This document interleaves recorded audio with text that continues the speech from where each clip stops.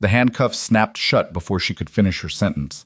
Officer Dale Reeves grabbed the woman's arm and twisted it behind her back with enough force to make the bystanders on the sidewalk flinch.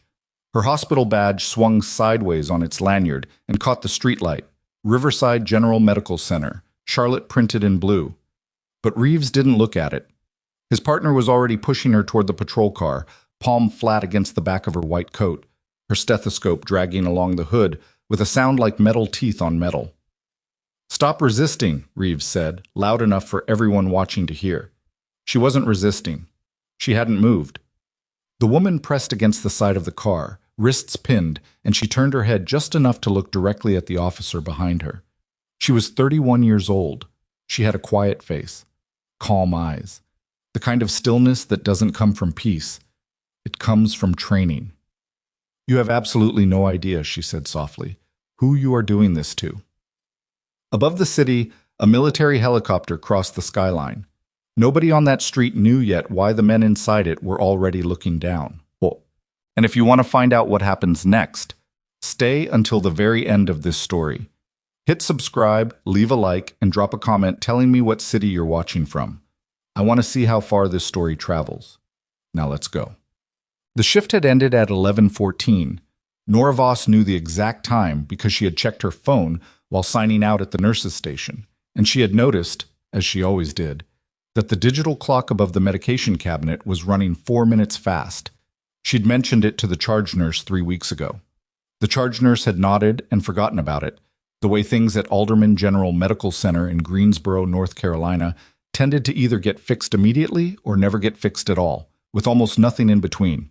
She pulled her civilian jacket over her scrubs in the locker room, zipped it to her chin against the November cold, and looped her hospital badge lanyard around her neck out of habit.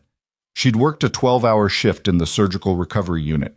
She had charted 2 post-op complications, managed 1 patient who'd tried to pull his own drainage tube, and eaten half a granola bar at 7 p.m. because there hadn't been time for anything else. She was tired in the specific way that only comes from a job where you don't get to sit down when something goes wrong. You run toward it. The parking garage was a 4-minute walk from the hospital's side entrance, down a service corridor and out through a set of glass doors that let in a wall of cold air. Nora pushed through them and turned left, head down against the wind, keys already in her hand. She didn't hear the patrol car until it pulled alongside her. "Hey!" The window was down. Officer Dale Reeves had one hand on the wheel and the other resting on the door, elbow out like he was driving through a neighborhood he owned.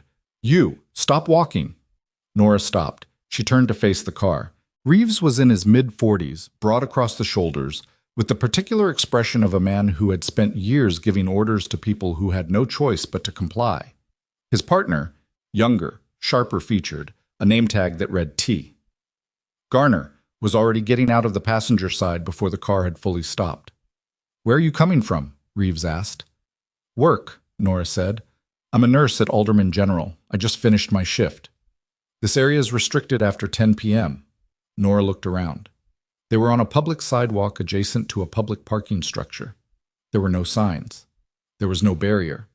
There was a homeless man asleep on a bench 40 feet away who had apparently not triggered any concern about restricted areas. "I'm walking to my car," she said. "This is the employee parking garage. I work here." "You got ID?" She held up her badge, the lanyard, the photograph, her full name, the hospital's seal. Reeves glanced at it the way someone glances at a flyer they don't intend to read. Garner had come around the front of the car and was standing slightly behind her and to the left, the positioning deliberate, the kind of thing that gets taught in academies as crowd control and gets used in parking lots as intimidation. "That's a hospital badge," Reeves said. "I need a government-issued ID." "I don't have one on me. I walked out of a 12-hour shift." "So you're telling me you have no ID? I'm telling you I have a hospital badge with my photograph on it, and I am standing 20 feet from the building I just spent 12 hours working inside of, and you're welcome to walk in there and verify that with the charge nurse on duty right now." Garner made a sound that wasn't quite a laugh. "She's got an attitude." "I don't have an attitude," Nora said evenly. "I'm explaining the situation." "Step over here." "Here." Reeves got out of the car. He was taller than she'd expected, and he used the height consciously, squaring up in front of her with the practiced ease of someone who knew exactly how much space his body took up. You're loitering in a restricted area and you're being uncooperative. I was walking to my car. Hands where I can see them. She raised her hands slowly, palms out. The keys were in her right hand. She held them loosely, not a threat, not a fight. Just a woman with keys and a hospital badge standing on a public sidewalk at 11:17 at night while two officers manufactured a reason to detain her. This was the moment, Nora knew from experience. Not from nursing, from something else, something older, where most people made the mistake of escalating.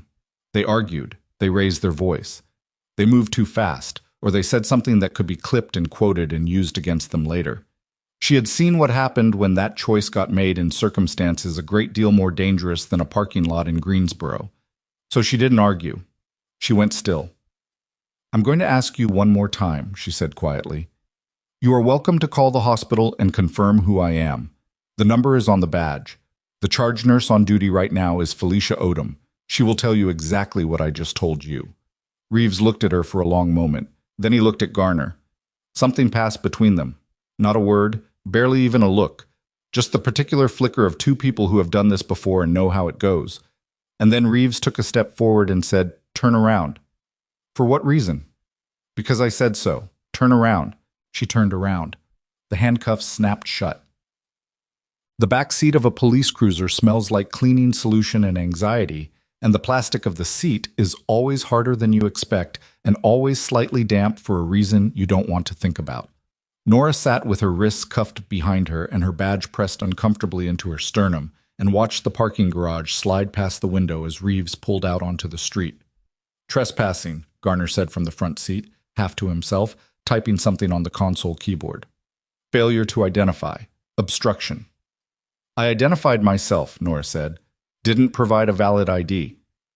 "A hospital badge with my photograph on it is not a government-issued ID."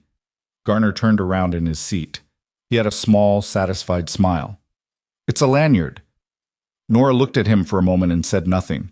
She was running through her options the way she had been trained to run through options in situations that were bad and getting worse. Not panicking, not catastrophizing, just cataloging. She could call her supervisor from the station when they let her make a call. She could ask for the duty supervisor on arrival. She could request the watch commander. She knew her rights in the way that most people know their rights only in theory, but she'd spent enough years in environments where rights existed only if you were prepared to enforce them to understand that knowing them and getting them honored were two entirely different problems. The thing she did not do was tell them who she really was. Not yet. She had learned a long time ago that the moment you reveal a card, you lose it, and she only had a few cards left to play. The Greensboro Police Department's District 4 station was a low concrete building with fluorescent lighting that made everyone inside look slightly ill. Nora was processed at the front desk by a desk officer who didn't make eye contact, fingerprinted without explanation, and walked to a holding area where she was told to sit down and wait. She sat down. She waited. Reeves and Garner stopped by the holding area twice in the first 40 minutes.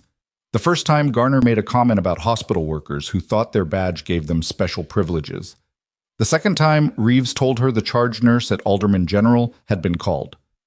"What did she say?" Nora asked. "Said she didn't recognize the name." Nora looked at him. "Felicia Odom said she didn't recognize my name." "That's what she said." It was possible. It was also possible that Reeves had called a different number, or hadn't called at all, or had called the right number and gotten someone who didn't work recovery. The hospital was big. The recovery unit ran 3 shifts. There were 40 nurses across those shifts, and a charge nurse who was, at this particular moment, probably managing 2 fresh post-ops, and wouldn't have time to look up a personnel file on request from a patrol officer she didn't know. Or Reeves was lying. She filed that possibility alongside the others and kept her face neutral. What she was not going to do was give them the satisfaction of watching her get upset. In the second hour, a young detective came through the holding area. He was maybe 28, dark hair, the distracted look of someone who'd been doing paperwork for several hours and was annoyed about it. He glanced at Nora with the reflexive attention of someone trained to notice people, and then, almost involuntarily, he looked again. He stopped. "What's the charge?" he said to the officer sitting at the holding desk. "Trespassing, failure to ID, obstruction." The detective looked at Nora's badge. He looked at her face. He looked back at the badge. "What's your name?" he said to her. "Nora Voss?" Something shifted in his expression. Not dramatic, just a slight adjustment, the way someone's face changes when they hear a word in a sentence they weren't expecting. He looked at the badge again, and then he looked down at the tablet in his hand, and then he looked at her once more. "Sit tight," he said, and walked quickly toward the back of the station. Detective Aaron Lyle had been with the Greensboro PD for 4 years, the last 2 of them in the investigations unit, and in those 4 years he had never once had reason to run a background search that came back the way this one did. He sat in front of his computer with the tablet propped open beside it and read the file 3 times. The name matched. The photograph matched. Older. The picture in the system was 6 years old, but the face was the same. Quiet eyes, steady expression. The same woman sitting in his holding area in a hospital badge and scrubs who had been arrested for trespassing outside a medical center where she worked a 12-hour shift. The file was not long. It was not supposed to be long. Files like this one were specifically written to be short because the full version existed somewhere else behind security clearances that Aaron Lyle did not have. But even the summary told him enough. Hospital corpsman, Navy, 8 years active service, the last 4 attached to a joint special operations unit whose designation was partially redacted, decorated, honorably discharged at her own request. Civilian transition, enrolled in nursing school 18 months after discharge, graduated with honors, hired at Alderman General, worked the surgical recovery unit for 2 years without a single complaint or incident, and then the note at the bottom of the file, added by someone whose name was also redacted, which read, "Individual maintains classified auxiliary status. Contact protocol in the event of detainment. See attached. Authorization required." There was an attached contact number. Lyle picked up his desk phone, looked at the number for a moment, and dialed. It rang twice. A man answered. Not a civilian. You could hear it in the cadence, the clipped syllables, the absence of greeting, just the expectation that whoever was calling already knew what the call was about. "This is Detective Lyle with the Greensboro PD. I have a Nora Voss in holding. She was arrested about 2 hours ago on a trespassing charge." A pause. "Say that again." Lyle repeated it. The pause this time was longer. When the man spoke again, the tone had changed in a way that made the back of Lyle's neck feel slightly cold. "What station?" "District 4, off Battleground Avenue." "Don't move her. Don't charge her. Don't touch her." Another pause. "And get your supervisor on the phone right now." The line went dead. "What?" Nora heard the shift before she saw it.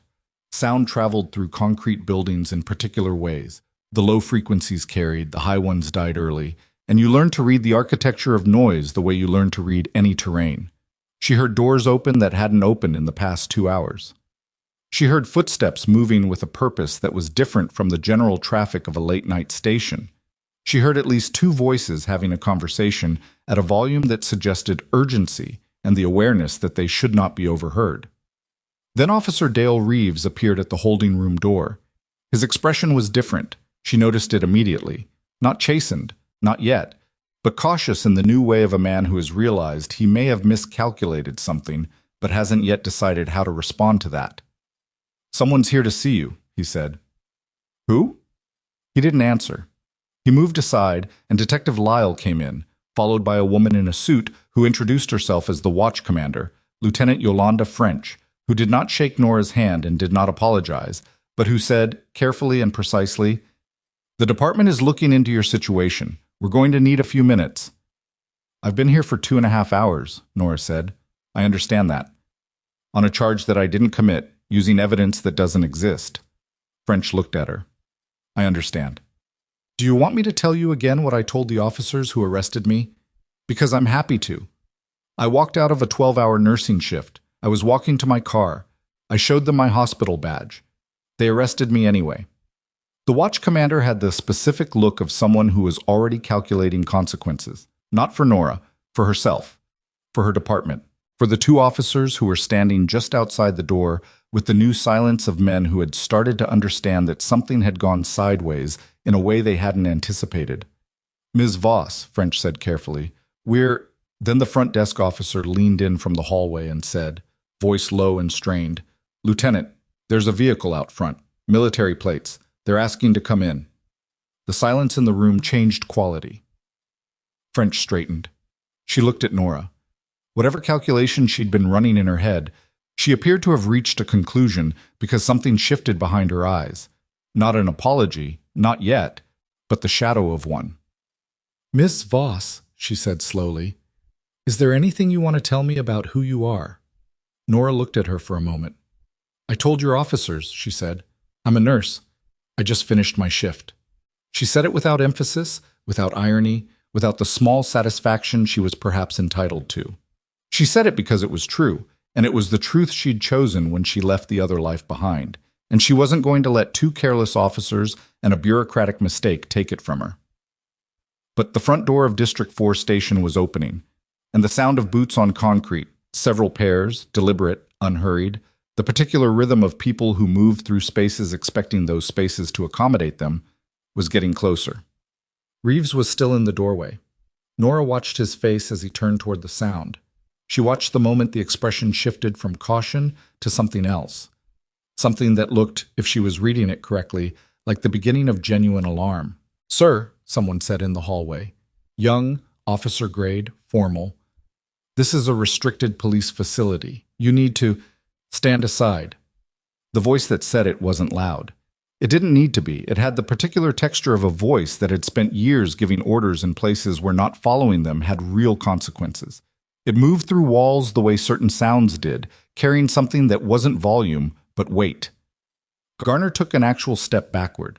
The man who came through the door was in his 50s, lean, in a dark jacket with insignia that Lyle later said he didn't recognize, but that Reeves, who had done 8 years in the reserves, recognized immediately and would not forget. He was followed by two others, younger, uniformed, with the particular stillness of people who were there to observe, not to act, but who could act if asked. He looked at the room. He looked at the watch commander. He looked at Nora. "Captain Voss," he said. The watching stopped. The noise in the station, the keyboards, the distant radio chatter, the mundane ambiance of a working police station at midnight seemed to decrease by a noticeable degree, the way sound behaved when everyone in a room simultaneously decided to listen. Nora looked at the man in the doorway. "Admiral Greer," she said. She said it the same way she'd said everything else tonight, level, calm, without performance. But she stood up straighter, and it was not something she appeared to think about doing. It happened the way a response to a command happens when the command has been part of your body long enough that the body knows the answer before the mind gives the instruction. Admiral Greer walked into the room. He stopped in front of her and looked at the handcuff marks on her wrists where the cuffs had been removed 20 minutes earlier, and something moved through his expression that was not quite anger but lived in the same neighborhood. "Are you injured?" "No, sir." "Were you treated?" "I'm fine." He nodded once. Then he turned to face Lieutenant French, who had drawn herself up to her full height in the way of someone who understood that this was a moment that would define things. She didn't say anything. She was waiting. "My name is Rear Admiral James Greer," he said. "This woman is a decorated Navy combat medic who served on classified evacuation operations for 4 years. She is currently assigned civilian status by the United States Navy, and her detainment tonight is being documented." He paused. "By my office, beginning immediately." French said, "Admiral, I want to assure you—" "I don't need assurance right now," Greer said. "Right now I need to know the names of the officers who made the arrest." The silence that followed lasted approximately 4 seconds. Reeves and Garner were still in the doorway. They were not, Nora noticed, volunteering anything. She was about to say something, not to protect them, but because she had not come this far by letting other people manage moments she was present for. When the radio on the wall behind the front desk crackled to life, and the dispatcher's voice cut through the room with the flat urgency of someone reading from a screen rather than processing what they were reading. All units. Alderman General Medical Center is requesting emergency assistance. Multiple critical casualties incoming from the Greenvale Training Complex. Requesting crowd control and stand by."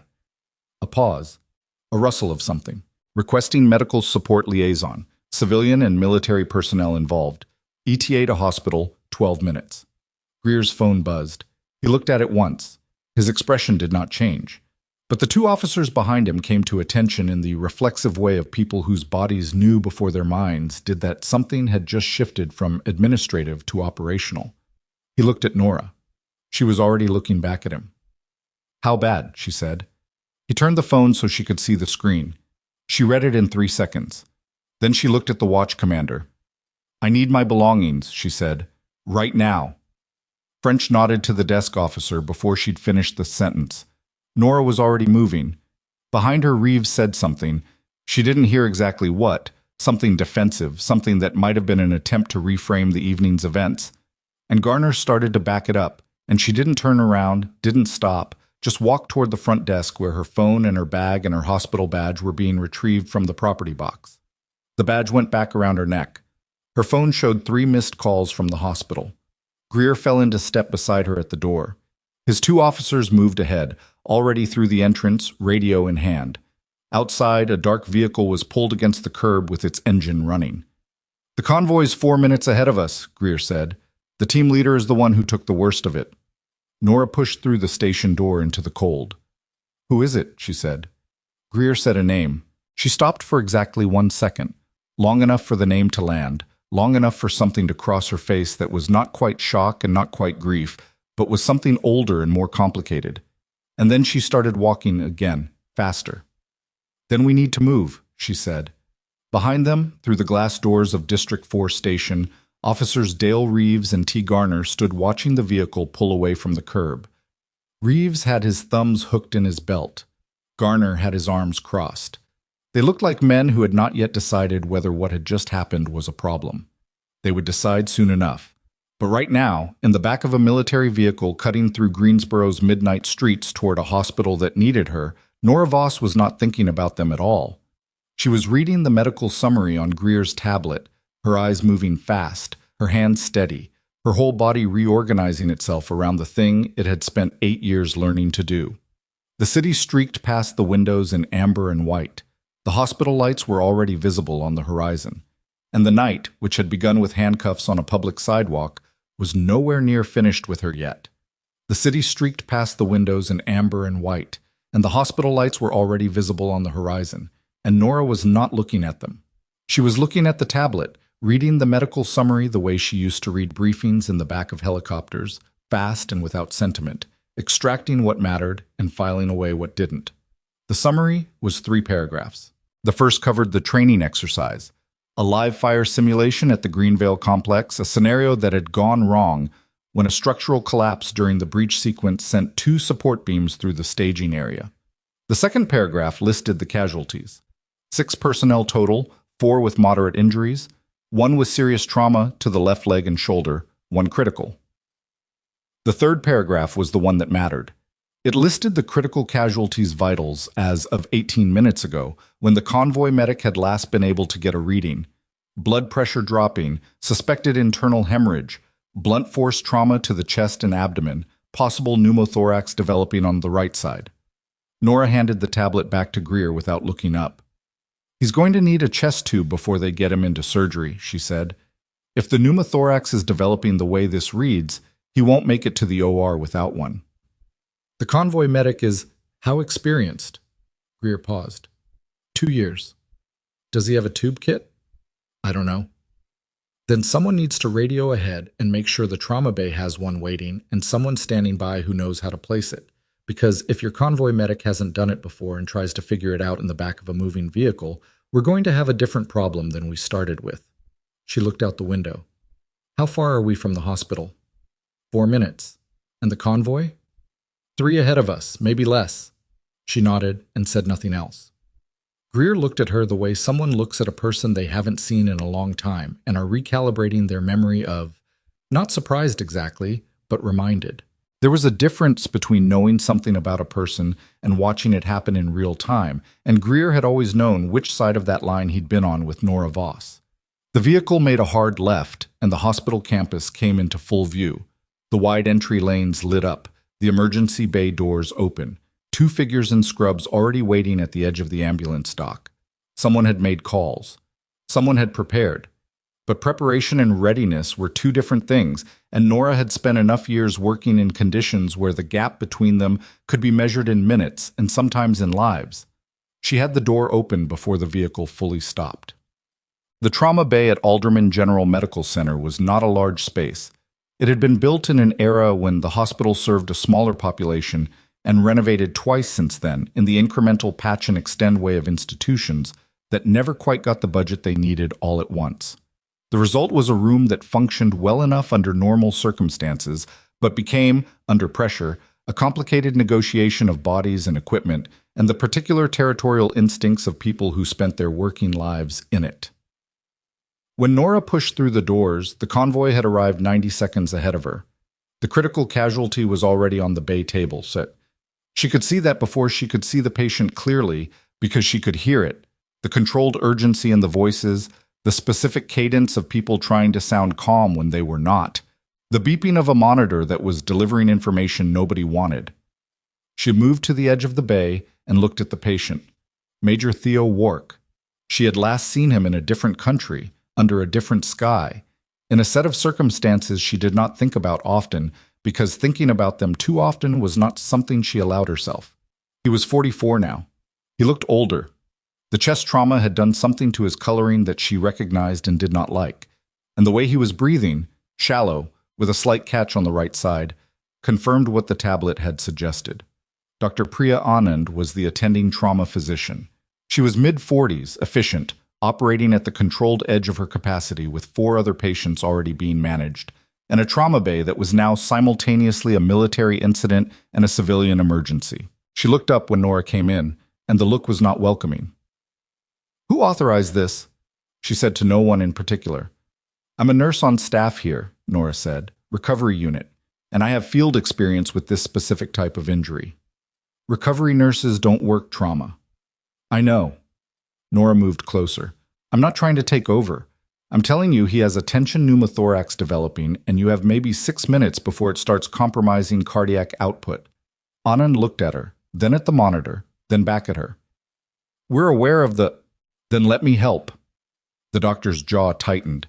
Behind her, one of the convoy medics, young, exhausted, still in field gear, said, "She's right. I've been watching it the whole ride. Tracheal deviation started about 8 minutes ago." Anand turned. She looked at the patient. She looked at Nora. She made the decision in the way that good physicians make decisions when ego and competence are in conflict, and competence wins, quickly, without ceremony, without making it look like she was doing anything other than what she had been planning to do anyway. "You have field experience placing thoracostomies?" "Yes," Nora said. "Under what conditions?" "Combat. Twice in moving vehicles. Once with a headlamp and a kit that was 2 years past its service date." Anand was already turning toward the instrument tray. "Talk me through what you see and I'll do the placement." His breath sounds on the right are almost gone. Neck veins are distended. He's been breathing around the problem, which is why it's taken this long to present clearly, but she watched the monitor. His pressure just dropped 4 points. "I see it." They worked. Not the smooth, choreographed way of a surgical team that had trained together for years, but the functional, improvised efficiency of 2 competent people who had never met before tonight, reading each other in real time, filling gaps, covering the places where the other person's angle or attention didn't reach. Nora stayed on the observation side of the procedure, calling readings, watching the monitor, tracking the subtle indicators that didn't show up on screens, the color returning to his fingertips, the small relaxation of the muscles around his eyes as the pressure in his chest began to release. Wark was unconscious, which was a mercy, because the procedure was not gentle. Nothing about this was gentle. When it was done, when the air had vented and the numbers on the monitor had stabilized to something that was still bad, but no longer immediately catastrophic, Anand stepped back and pulled her gloves off and looked at the patient for a moment with the expression of someone adding up what came next. "He needs surgery," she said. "There's bleeding somewhere in the abdomen. We need imaging." "Spleen," Nora said. "Probably. The bruising pattern on his left side is—" "I know." Anand looked at her. Not hostile anymore, something more complicated. "Who are you?" "Nora Voss. I work in recovery." "You've done this before, not as a nurse." Nora said, "I need to call my charge nurse and let her know where I am. Can someone get me a phone?" It was not an answer to the question. Anand knew it wasn't an answer. But she nodded and turned back to her patient, and the moment passed, and the trauma bay reorganized itself around the next thing that needed to happen. Outside the bay window, Through the long rectangle of glass that separated the treatment space from the corridor, a small group had gathered. Military personnel, 3 of them, in the dark jackets with insignia, standing in the specific posture of people who are waiting for information they are afraid of receiving. One of them had his arms crossed. One of them had his hands in his pockets.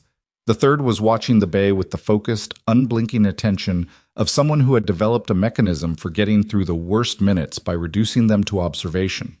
Nora noticed them when she moved to the side of the bay to give the surgical prep team room. She looked at them through the glass.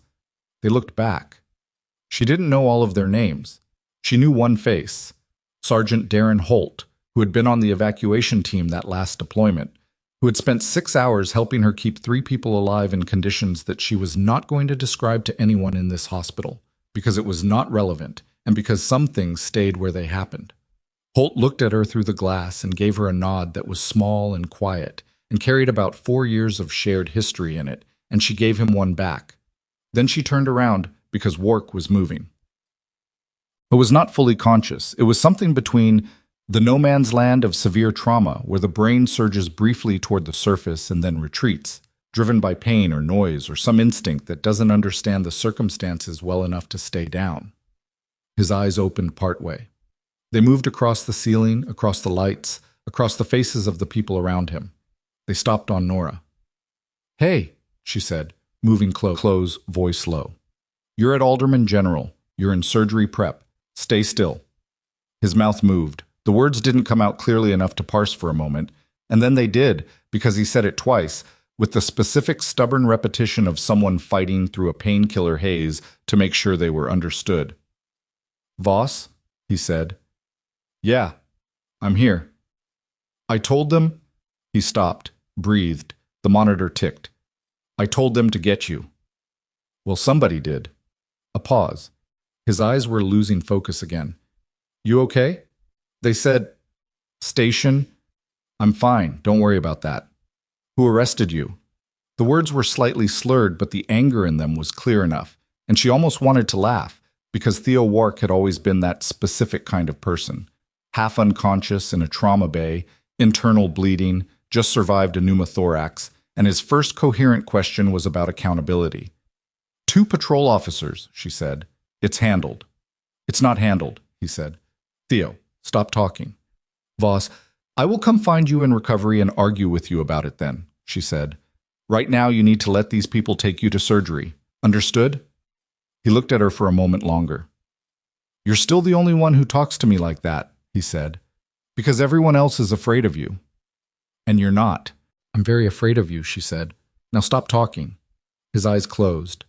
The surgical team moved in, and Nora stepped back, and the bay doors opened, and the gurney began to move, and the room reorganized itself again in the way rooms did when the immediate crisis had passed, and the sustained crisis was beginning, which was a different kind of work requiring a different kind of endurance. She stood at the edge of the bay while the room cleared around her, and she let herself feel the adrenaline begin to subside. The specific physical decompression that came after acute crisis management, the slight shake in the hands, the sudden awareness of hunger and cold, and the handcuff marks on her wrist that had not fully faded. She pressed her fingers against the inside of her right wrist without thinking about it, then stopped. Admiral Greer appeared at the bay door. "He's going to surgery?" he said. "Suspected splenic laceration. They'll know more in there." Greer nodded slowly. He came into the bay, looked at the empty table, looked at Nora. He had the measured face of someone who had learned not to show what he felt in the immediate aftermath of something, because the immediate aftermath wasn't over yet, and he'd been doing this long enough to know the difference. "You stabilized him," he said. "Dr. Anand stabilized him. I helped." "Nora." "I helped," she said again, not aggressively, just accurately, because the distinction mattered to her. Greer accepted it. He'd known her long enough not to argue about this particular habit. "I need to talk to you about tonight," he said. "About what happened at the station." "I know." I know what it's going to do," she said. "Can we have that conversation after I find out if he makes it out of surgery?" "Yes," Greer said. "We can." She nodded. Then she walked out of the trauma bay and down the corridor and into the staff bathroom, and ran cold water over both her wrists, and stood with her forehead against the cool surface of the mirror for approximately 30 seconds before she straightened up, dried her hands, and went back out into the hallway. There was still work to do. The other casualties from the Greenvale incident were distributed across the emergency department in varying degrees of urgency. Nora was not officially assigned to any of them, which technically meant she should have gone back to the recovery unit, or gone home, or done any number of things that did not involve her wandering into the emergency department and offering assistance. She did not do those things. She went to the emergency department. The charge nurse. There was a man named Vic Okafor, who had worked the ED for 11 years and who had, in that time, developed the particular radar of someone who had seen exactly the kind of person who showed up in a crisis and was useful versus the kind who showed up and caused a different problem. He assessed Nora in about 4 seconds. "You're the one from recovery," he said. "Yes." "The one they brought back from the police station?" "Also yes." He looked at her scrubs, her badge, her wrists, her posture. "Can you suture?" "Yes." "I have 2 patients behind curtain 3 and 5 who need wound closure, and my 2 suture nurses are both on critical cases. Curtain 3 is a debris laceration on the forearm, curtain 5 is scalp." "I'll take them," she said. He pointed her toward the supply cart and went back to managing everything else, and Nora went to curtain 3. The patient behind curtain 3 was a man in his late 20s named PFC Ambrose Gidney, who had a 4-inch laceration on his left forearm from the structural collapse, and who was dealing with it by talking continuously to no one in particular, a stream of low-grade complaint and dark humor that Nora recognized as a coping mechanism and found, if she was honest, somewhat endearing. He stopped talking when she pulled back the curtain. "You a doctor?" he said. "Nurse." He looked at her badge. "Recovery nurse." "I also do sutures." "You sure about that?" "I'm sure about that." She pulled on gloves and examined the wound. Clean edges, no debris visible, no arterial involvement. Straightforward. "You're going to be fine. This needs about 8 stitches, and then you need to not do anything that involves that arm flexing hard for 2 weeks. We're in the middle of a training cycle." "I know. Tell your CO." Gidney watched her lay out the suture kit.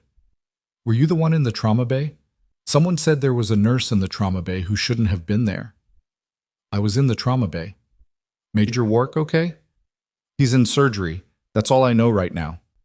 Gidney was quiet for a moment. "He specifically asked for you," he said, "on the way in, while he was still in and out. He told Sergeant Holt to call Admiral Greer and tell him to find someone named Voss." A pause. "That's you." "That's me." "He said you were the best trauma medic he'd ever worked with." Nora threaded the suture needle without looking up. "Hold still," she said. "He doesn't say that about people." "I know." She placed the first stitch. "Hold still." She worked through curtains 3 and 5 with the quiet efficiency of someone doing something their hands knew how to do.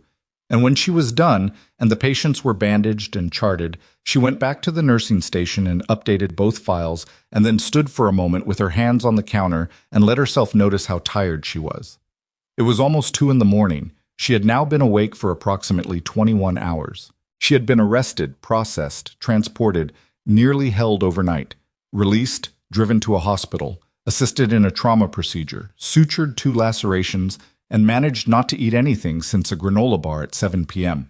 She was also, beneath all of that, aware of something she hadn't had time to look at directly since Greer had arrived at the station. The fact that none of this was going to stay quiet. The arrest had documentation. The station had cameras. Greer had been explicit about his office documenting the detainment, and the people who had watched him walk into District 4 station and walk out again with Nora were not going to forget what they'd seen. And the body cameras that Reeves and Garner had been wearing. Department policy required them to be active during any citizen contact. Contained footage that Nora had a reasonable suspicion did not match the written report that had been filed. She had learned, in a different life, that the aftermath of a crisis was often more complicated than the crisis itself. The crisis was immediate. The aftermath required a different kind of attention. Slower, more deliberate, operating on a timeline that stretched forward in ways that were harder to see. She didn't know yet what the footage showed. She didn't know what Reeves had written in his report, but she knew what had happened, and she knew there were witnesses, and she knew that Greer's involvement meant that someone with documentation authority and institutional weight was already paying attention. That was enough for now. It would have to be. Detective Aaron Lyle arrived at the hospital at 12:47 a.m. He came with his badge and a notebook and the look of someone who had not planned on being at a hospital in the middle of the night and was still recalculating how the evening had arrived at this point. He found Nora at the nursing station in the emergency department and identified himself again, as if she might have forgotten him, which she hadn't. "I need to take a statement," he said, "about tonight. The arrest. Now? If you're available." She looked around the department. Things had calmed. The Greenvale casualties were all triaged and treated. The ED had settled back to its standard late-night rhythm. Okafor had everything under control. There was no immediate reason to say no. "Fine," she said. "There's a family consultation room at the end of the hall." They went there. Lyle sat across from her with his notebook and his pen, and the careful posture of someone who was not entirely sure whether he was conducting an interview or apologizing for his department, and possibly both at the same time. "Walk me through it from the beginning," he said. She did.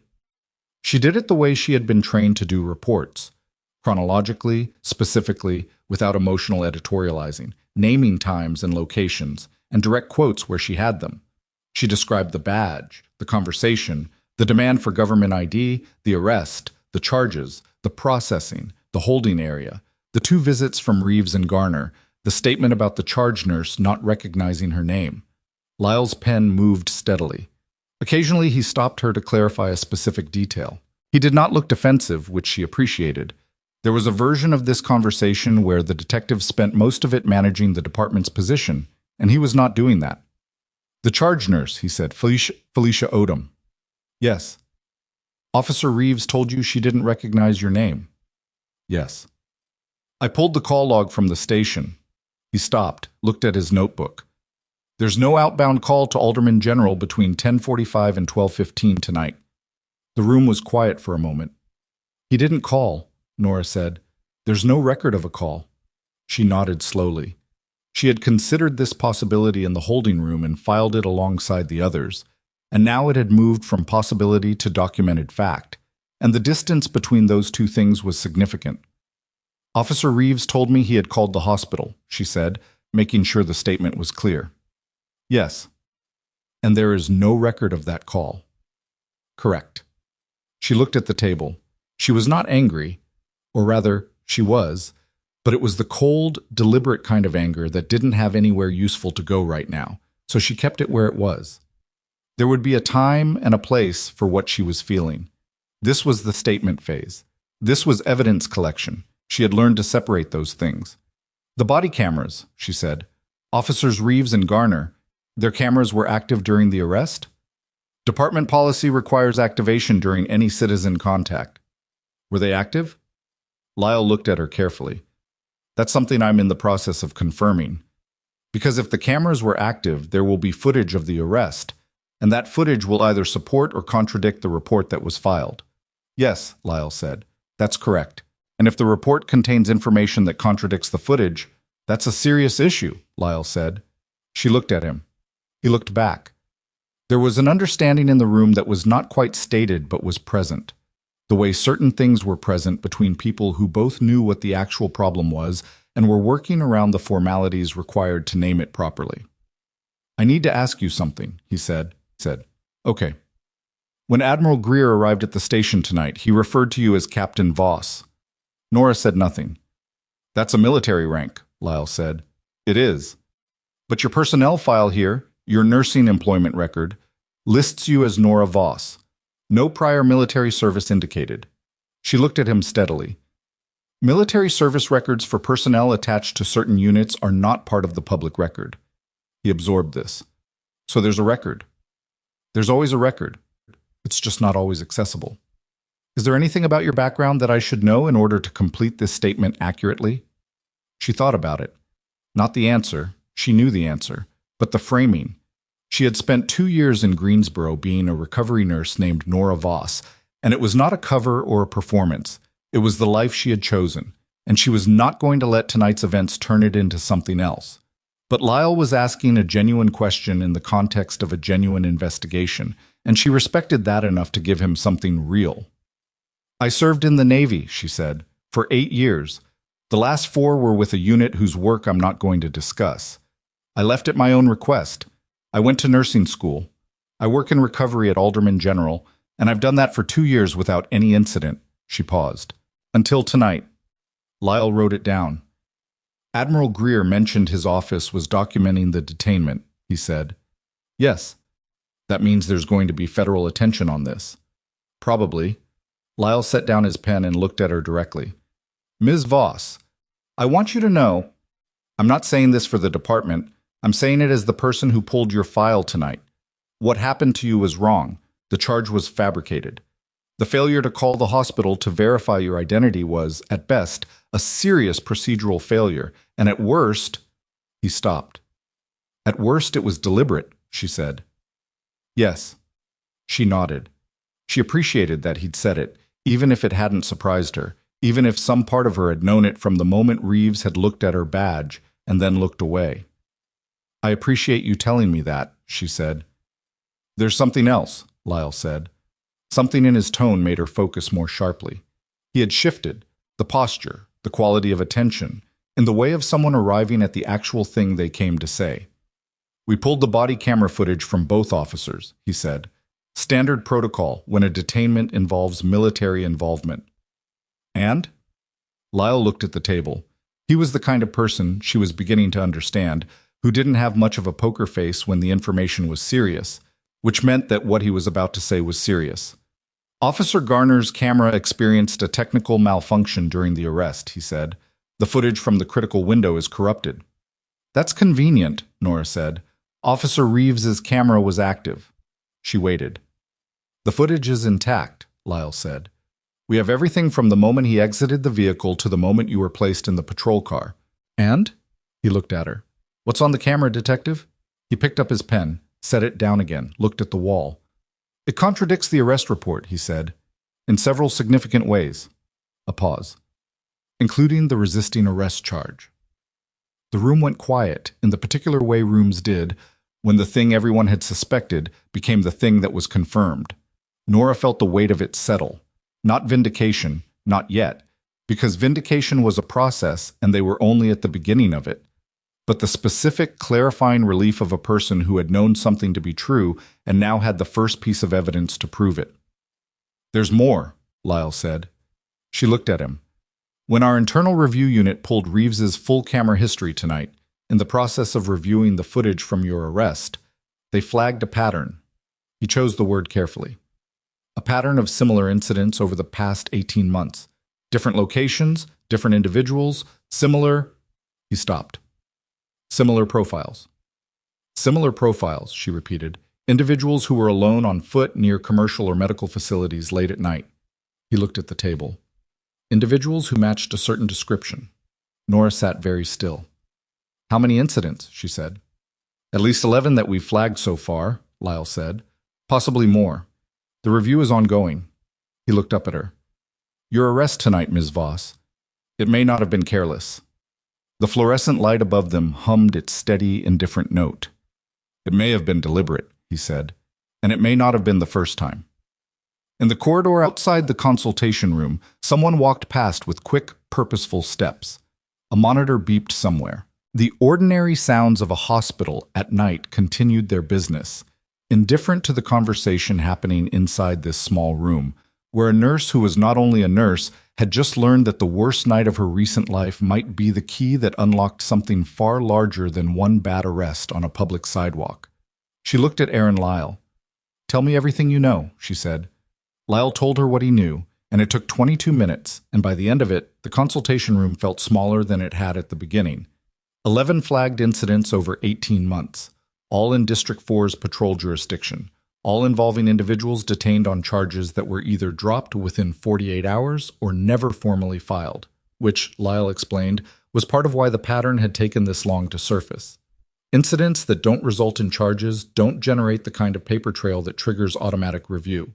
They generate a report, a processing record, and a release document, and then they get filed and forgotten unless someone is specifically looking. Nobody had been specifically looking. Until tonight, when a detainment generated federal military attention and someone in the internal review unit, running Reeves's camera history on Lyle's request, had pulled the thread and found that it went further back than anyone had checked. The 11 cases, Nora said, were any of them formally complained? 3 complaints were filed. All 3 were reviewed by the district supervisor and closed without action. Who's the district supervisor? Captain Roland Vesper, Lyle said. He's been at District 4 for 6 years. Nora looked at the wall. She was building a picture in her head the way she used to build tactical pictures. Not what she knew for certain, but what the available information suggested, what the gaps implied, what the shape of the thing looked like when you stepped back far enough to see the outline instead of the individual details. The closed complaints, she said, were they from individuals with the same profile you described? Alone, on foot, near commercial facilities, late at night? Lyle nodded. And Vesper closed them. Yes. Did Vesper have access to the body camera review process? A pause. Yes. District supervisors have oversight authority over body camera compliance reviews within their jurisdiction. She let that sit for a moment. Lyle let her let it sit. He was, she was deciding, a decent detective, patient in the right places, specific when it mattered, not trying to manage the conversation toward a particular outcome. I want to be careful about what I say next, she told him, because I don't know what I don't know, and I don't want to make accusations I can't back up. Understood. But if a supervisor has the authority to review body camera footage and also has the authority to close internal complaints, and 11 similar incidents occurred over 18 months without triggering a review, she paused. That's either a catastrophic failure of oversight or something deliberate, and the difference between those two things matters. It does, Lyle said, and determining which it is, that's not something that happens at the district level. That goes up. How far up? As far as the evidence takes it. He looked at her directly. With Admiral Greer's office already involved, it's going to go somewhere. The question is how quickly and how thoroughly. Nora considered this. There was a version of this situation where she could step back from it, give the statement, go home, let the institutional machinery work. She had done her part. She had survived the arrest. She had helped stabilize Wark. She could, legitimately and reasonably, decide that the rest of it belonged to the people whose job it was. She knew she wasn't going to do that, not because of ego and not because of anger, though the anger was there, cold and specific and very much present, but because she had been in enough situations where the machinery worked properly and situations where it didn't, and the difference was almost always whether someone with knowledge stayed engaged. The people who could have helped from inside and chose distance were the reason investigations closed without findings.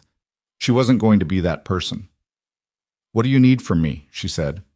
Right now, the statement. Then we'll talk about next steps, depending on what the full footage review shows. When will you have the full review? 48 hours, maybe less if Greer's office applies pressure. She nodded. Then let's finish the statement. They finished it. It took another 35 minutes and covered everything Lyle needed. Chronological, specific, direct quotes, timestamps where she had them. When it was done, she signed it, and he gave her a case number, and she took a photo of it with her phone before he put the notebook away, because she had learned a long time ago that the copy in someone else's possession was not the same as the copy in yours. Lyle stood at the door of the consultation room and looked at her with the expression of someone who wanted to say something and was working out whether it was appropriate. Say it, she said. I'm sorry, he said. For what it's worth, coming from someone who wasn't there and didn't know it was happening. I'm sorry. She looked at him for a moment. Do your job thoroughly, she said. That's worth more. He nodded. He left. Nora sat in the empty consultation room for another 3 minutes and said nothing and thought nothing very specifically, which was a skill. The ability to rest the mind in the gap between one phase of a situation and the next, neither dwelling on what had passed nor anticipating what was coming. She had developed it over years of work in environments where the gap between one crisis and the next was sometimes 60 seconds and sometimes 6 hours, and you had to learn to use both. Then she stood up and went back into the hospital. The surgical waiting area on the 3rd floor was a room that tried too hard to be comfortable. Soft chairs in colors chosen to suggest calm. A television mounted near the ceiling. Playing cable news with the sound off. A coffee station in the corner that had been empty since 11 p.m. Admiral Greer was there, seated in one of the soft chairs with the specific stillness of someone who had learned to wait without showing the cost of it. Sergeant Holt was there too, standing near the window with his arms crossed, looking out at the parking lot below with the focused attention of a man who was directing his mind outward because inward wasn't a good option right now. Two other personnel were seated across the room, one of them asleep with his chin on his chest, the other scrolling through a phone with the mechanical, unfocused movement of someone who wasn't actually reading anything. Greer looked up when she came in. "Surgery's still ongoing," he said. "I know. The OR board shows him still in." She sat down 2 chairs away from him. "I gave my statement to Detective Lyle." "Good. He told me about the 11 incidents." Greer's expression didn't change. "I heard." "You heard tonight?" "I heard 20 minutes ago, when Lyle's supervisor called mine." He paused. "My office has been in contact with the department's Internal Affairs Division. We're requesting the full body camera archive for both officers going back to the beginning of their patrol assignments." "Vesper closed 3 complaints," she said. "I know." "Which means either he didn't review them properly or he reviewed them and decided they weren't worth pursuing." "I know that too." She looked at him. "What happens now?" Greer was quiet for a moment. He had the particular quality of someone choosing between several true answers and selecting the most useful one. "What happens now is that your arrest tonight has generated a level of institutional attention that routine misconduct cases don't usually get," he said. "That's not because you're more important than the other people who were detained.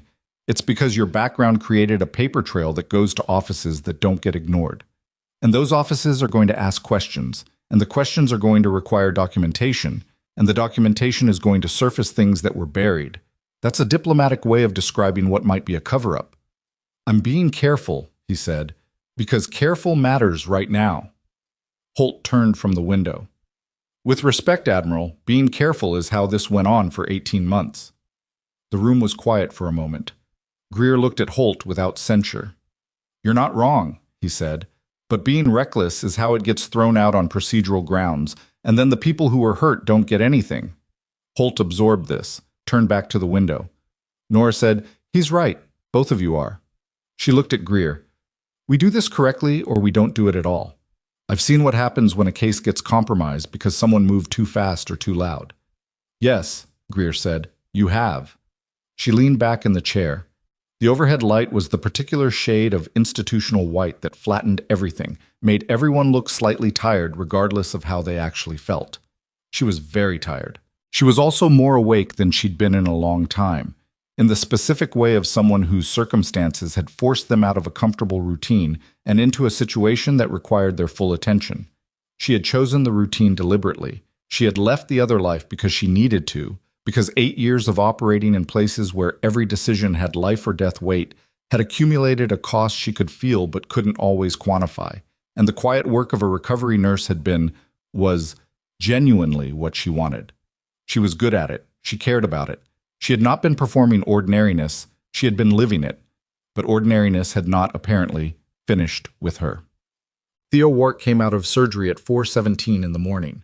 The surgeon, a compact, precise man named Dr. Felix Nkemelu, who communicated in the clipped sentences of someone who considered words an inefficiency, appeared in the waiting room doorway and said, "Splenic laceration repaired, 1 rib fracture that we're managing conservatively. He'll be in recovery for several hours, and then we'll move him to a monitored bed." He looked around the room. "He's going to be fine." The relief in the room was physical. Nora felt it in her own chest, a release of something she hadn't fully acknowledged she'd been holding. Holt put both hands on the windowsill and bent his head for a moment. The personnel across the room woke the sleeping one to tell him. Greer said, "Thank you, Doctor." And Kamelu nodded and left. Nora said nothing. She sat with the information for a moment and let herself feel the specific, uncomplicated relief of knowing that the person she had come here to help was alive because the work had been done correctly. That was the part she could control.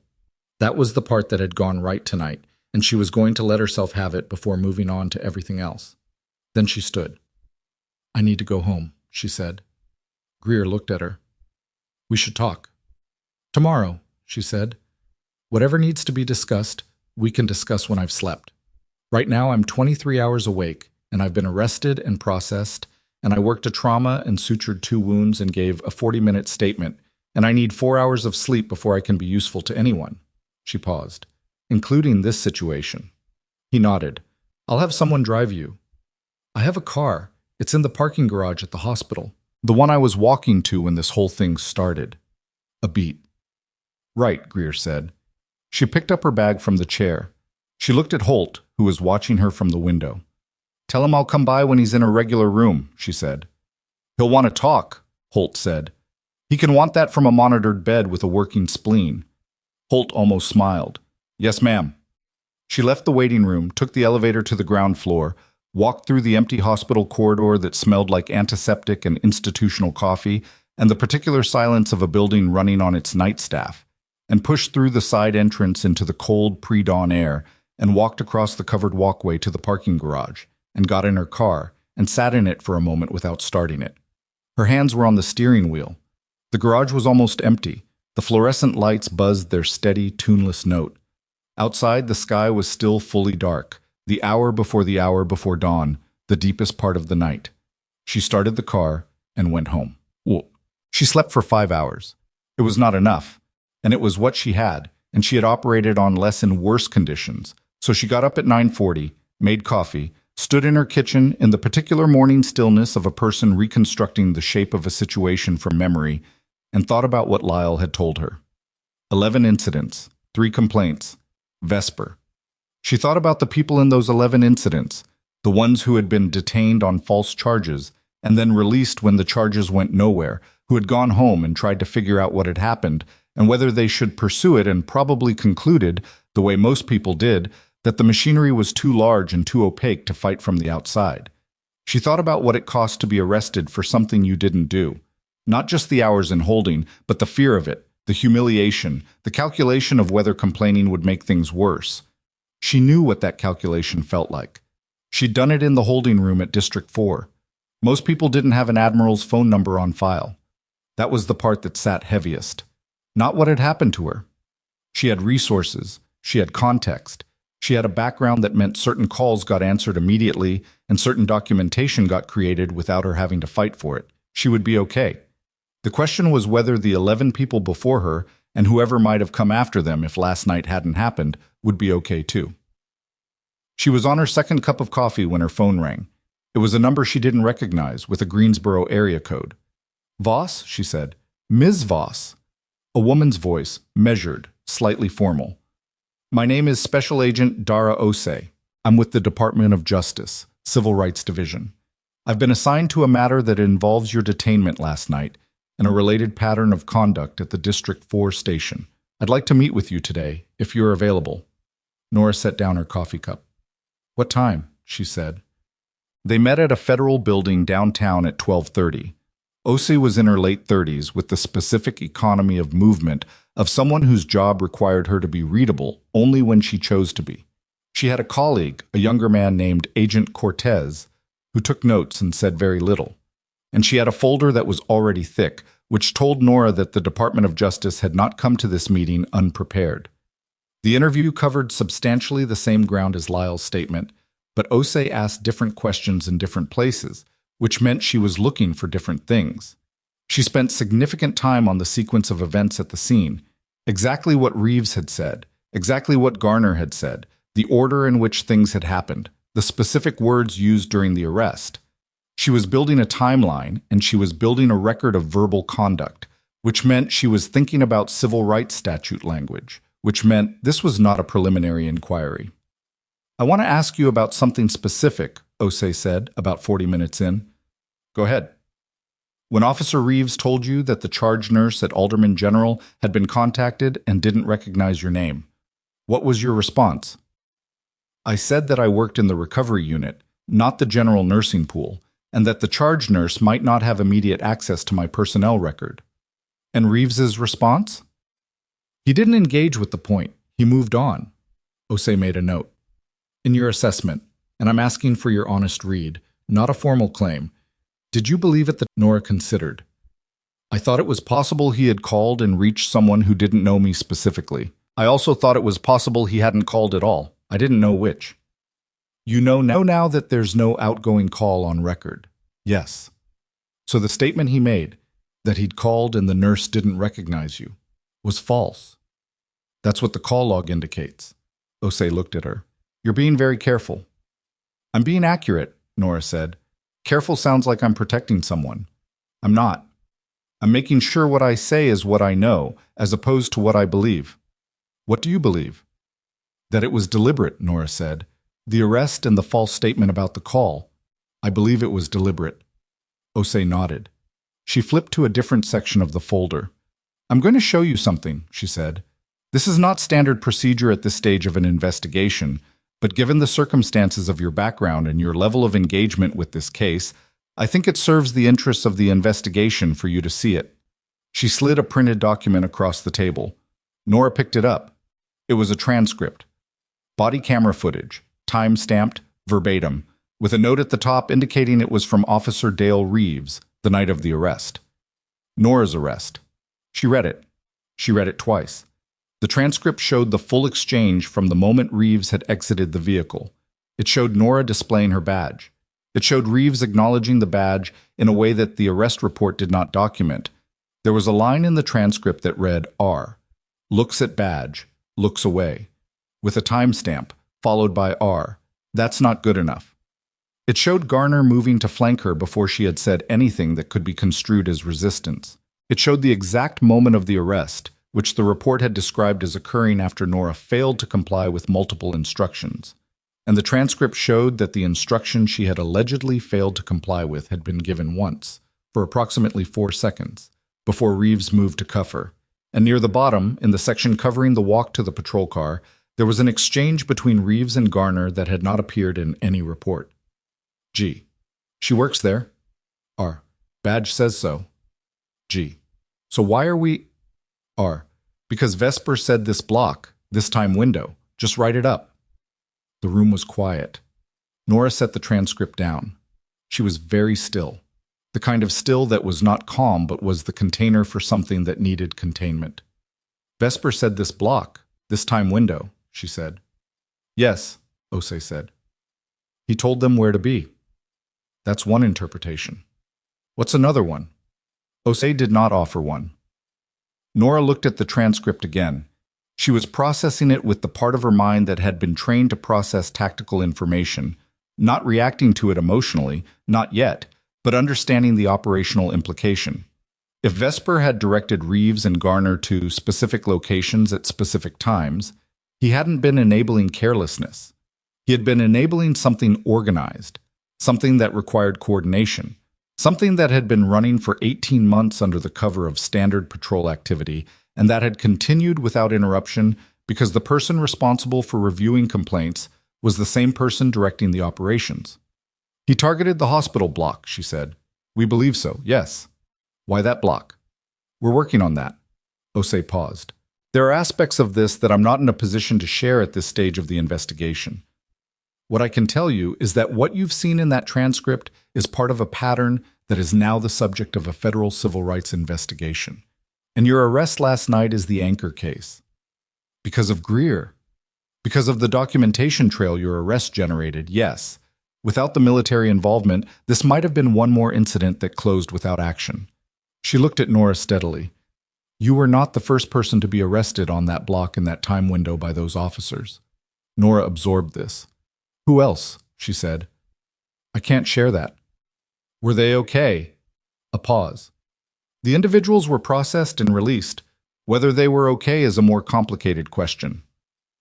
The fluorescent light above the table was slightly brighter on one side than the other. Nora had been aware of it for the past 20 minutes, in the peripheral way you became aware of small asymmetries when your attention was divided. She focused on it for a moment as an anchor, then let it go. What do you need from me going forward? She said. Your willingness to testify if this proceeds to prosecution. Your statement is filed. And, Osei paused, your cooperation in keeping the details of this conversation within necessary limits until we have the full pattern documented. You don't want Reeves and Garner tipped off. Or Vesper, Osei said, particularly Vesper. Nora nodded. She understood operational security. She had lived inside it for 4 years. One more thing, she said. The people in those 11 incidents, the ones who filed complaints that Vesper closed. Yes, They're going to need someone to tell them that their complaints are being reopened, that what happened to them is part of something that's being investigated at the federal level. She paused. They deserve to know. That notification is part of our process, Osei said. We'll reach them. When? As quickly as we can do it without compromising the investigation. It was not the answer Nora wanted, but it was the accurate answer, and she recognized the difference between what she wanted and what the situation could give her at this particular moment. She stood. She shook Osei's hand. She thanked Cortez for his time, which surprised him. Then she walked out of the federal building into afternoon sunlight that was thin and cool and carried the particular quality of late autumn light in North Carolina, pale and clear and slightly too bright for comfort. She stood on the sidewalk and checked her phone. 3 missed calls, one from Greer, one from a number she didn't recognize with a military exchange prefix, one from the hospital. She called the hospital back first. It was her nursing supervisor, a woman named Patricia Hume, who said, carefully and with the specific cadence of someone who had been coached, that Nora should not worry about coming in today, that her shift had been covered, and that there were, Patricia's word was some questions that the hospital administration needed to address internally before they could discuss her schedule going forward. Nora stood on the sidewalk and listened to this and did not say everything she was thinking. What questions? She said. There are some concerns, Patricia said, about the events last night. The hospital's legal team has been in contact with... Patricia, am I suspended? A pause. That's not the word being used. What word is being used? Reassigned to administrative status pending review, which was, as they both knew, functionally identical to suspended. Nora had been at the hospital for 2 years without a single disciplinary incident, had worked emergency procedures that were outside her unit assignment, had stabilized a patient who might otherwise have died in that trauma bay, and was now on administrative status because the institution was afraid of what had happened in its parking lot and was hedging in the way institutions hedged when they hadn't yet decided whose side they were on. I understand, Nora said. Nora, I want you to know. I understand, she said again, and ended the call. She put the phone in her pocket. She stood on the sidewalk in the thin afternoon sunlight and felt the specific anger of being punished twice, once by the people who had done something wrong, and once by the people who were afraid of the consequences of the wrong thing. She breathed. Then she called Greer. He picked up on the first ring. The hospital just put me on administrative status, she said. I know, Greer said. I heard 20 minutes ago. You heard. The hospital's general counsel called the same office that called me last night. They're covering themselves. By suspending the person who was wrongfully arrested. By creating distance while they figure out their exposure, he paused. It's going to make them look worse, not better. When the investigation becomes public, I know, she said. I know how it works. I'm just... She stopped. Greer waited. I'm angry, she said. Came out flat and precise, which was the only way she knew how to say it when it was real. I'm angry, and I want to handle it correctly, and I know that those two things are sometimes in conflict. They are sometimes in conflict, Greer agreed. I need you to tell me something, she said, if I can. The people who were arrested before me, the 11 cases, were any of them... She stopped, started again. Was the pattern systematic enough that there's a possibility Vesper was not acting alone? The pause was 3 seconds long, which was, from Greer, an answer in itself. That's part of what Osei's office is determining, he said. But you think it's possible. I think it's more than possible, he said carefully. And I think you should know that the footage review expanded this morning. The archive they pulled from the station, it's not just Reeves and Garner. Nora went still. How many officers? She said. Another pause. Greer, she said. At least 4, he said. Possibly 6. The review is ongoing. The afternoon light fell across the federal building's stone steps. Somewhere down the block a truck was backing up, the beeping steady and mechanical. The city moved around her in its ordinary, uninterested way. This is bigger than Vesper, she said. Yes, Greer said. That's what we're starting to understand. She looked down the street. People were walking past in both directions. A woman with a stroller, a man in a delivery uniform, a teenager with headphones, ordinary people moving through their ordinary day in a city where over the past year and a half, A group of police officers had been operating in a coordinated pattern that had put at least 11 people through the specific trauma of false arrest, and possibly more that hadn't been documented yet. And the person responsible for reviewing the complaints had been the person coordinating the arrests.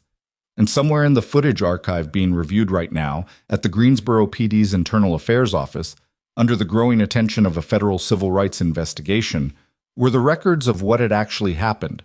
Not the reports, not the filed charges, not the official version, but the camera truth.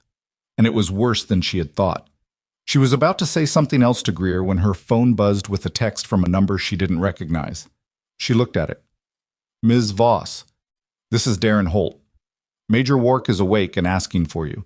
He says it's urgent. He says he knows something about why you were targeted last night specifically. He says it's not random. She read it once, read it again. Greer, she said, I need to get to the hospital. She was moving before she finished reading the text a second time. Greer said something into the phone. She caught, I'll meet you there. And she was already walking toward the parking structure 2 blocks east, keys in her hand, phone pressed to her ear, the thin afternoon sunlight making hard shadows across the pavement. She drove back to Alderman General the way she drove when she was late for a shift, which was faster than the speed limit and more deliberate than it looked. Holt was waiting near the elevator bank on the 4th floor when she came through the stairwell door. She'd taken the stairs because the elevator at this hospital had a particular lag that she'd never been able to stop noticing. He looked better than he had at 4 in the morning in the surgical waiting room, but not by much. The kind of tired that sleep didn't fix because it wasn't physical. How is he? She said. Uncomfortable and annoyed, which means he's fine. Holt fell into step beside her. He's been asking for you since he came fully around. The nurses kept telling him to rest. He kept telling them he'd rest when he was dead. That sounds right. He said it twice. A pause. Nora, when he was first coming out of the anesthesia, before he was fully tracking, he was saying things about the operation, about why he specifically requested the training complex at Greenvale. She looked at him. What kind of things? The kind that made the attending nurse uncomfortable enough to close the door. He stopped outside room 412. He's coherent now. He wanted to tell you himself. She pushed open the door. Wark was propped up in the hospital bed at an angle that was clearly the result of negotiation. High enough that he could see the room properly, low enough that the nursing staff had agreed to it. He had an IV line, a monitoring lead on his chest, and the specific expression of a man who was in significant pain and was managing it by ignoring it, which was less a coping mechanism than a personality trait.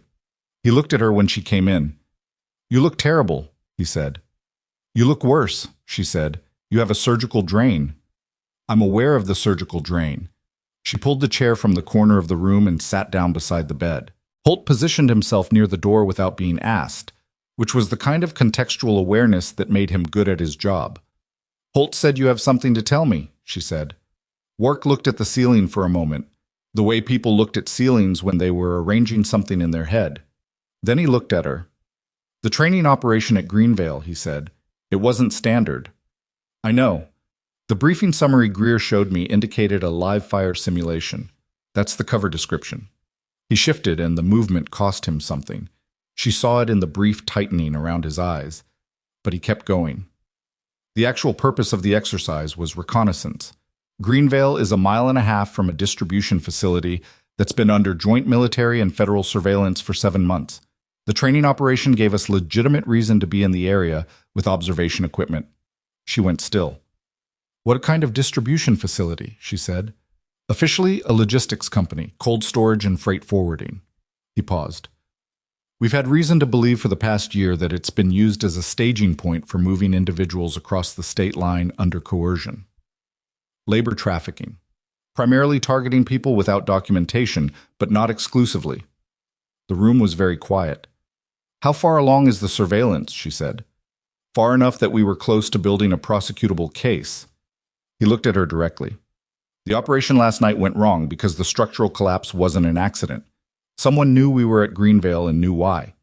She absorbed this, rebuilt the picture, laid the new information over what she'd learned in the past 18 hours and watched the shape of things change. The hospital block, she said. Yes. Vespers people were targeting that block specifically. Hospital employees leaving late-night shifts. People who... She stopped. People who were documented as being in a location near the surveillance perimeter. Adjacent to it, Wark said. Alderman General is 4 blocks from the distribution facility. The surveillance team rotated through the hospital parking structure twice because it had line of sight to the facility's loading dock. Anyone who moved through that area late at night, repeatedly, could theoretically have observed something. So Vesper was running a suppression operation, she said, arresting people who might have seen something, creating a record of problematic encounters that would complicate their credibility as witnesses. That's what we believe. He paused. And we believe someone in the facility's operation has a connection inside the District 4 command structure. We don't know the full shape of it yet, but the timing of last night, the structural collapse at Greenvale, your arrest, the equipment failure that corrupted Garner's footage, those things didn't happen separately. They were coordinated, she said. Yes. She sat with this for a long moment. Holt hadn't moved from the door. The monitor beside Wark's bed ticked its steady rhythm. Theo, she said, how long have you known that I might be at risk? He looked at her. I want an honest answer, she said. 3 weeks, he said. When the surveillance pattern analysis flagged the hospital block, and we cross-referenced employee IDs with movement in the parking structure. Your badge was in the data. You'd parked on level 3 4 times in the past month on late-night shifts, which gave you direct sightline to the loading dock. And you didn't tell me. We didn't know it would move this fast. The plan was to... You didn't tell me, she said again. Not a question, not an accusation, just the fact of it, stated plainly, because she needed him to hear it stated. He was quiet. He had the look of a man who had made a calculation and was now sitting with the cost of it, which was a different thing from remorse but was adjacent to it. No, he said. I didn't tell you. She nodded once. She was angry about it, genuinely, specifically angry, the kind that came from having been placed in danger by someone who knew the danger was there and chose operational security over the conversation that might have prevented the worst of it. She was also aware from years of working in environments where those calculations were made constantly, that she understood why he'd made it, and that understanding it did not make it acceptable, but it made it legible. When this is over, she said, we're going to have a separate conversation about that. Yes, he said, we are. Right now I need to know what you need from me, operationally. He shifted again. This time he reached toward the table beside the bed and picked up his phone, the movement slow and careful, the kind of compensation for pain that looked like deliberateness. He unlocked it and handed it to her. There's a contact in there, he said. Name is Osei. I've met her. Something crossed his face, not quite surprise. She works fast. She came to me. This morning. She handed the phone back. I already gave her the statement and the transcript she showed me. She knows about the pattern. Does she know about Greenvale? I don't know what she knows about Greenvale. She was specific about what she could share. Nora paused.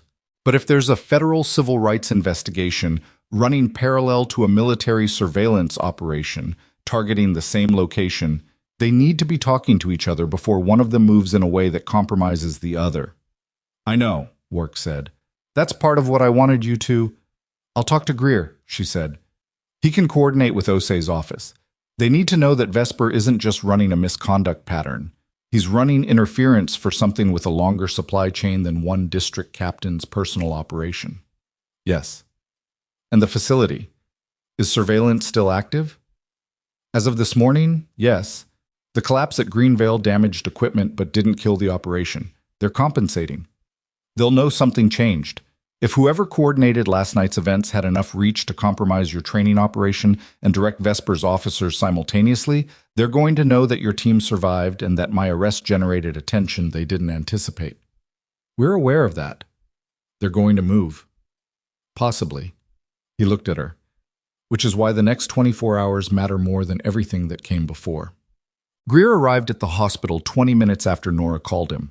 He came alone, which told her he had driven himself rather than waiting for a driver, which told her he had understood the urgency of the phrase, not random, in a way that bypassed the usual logistical process.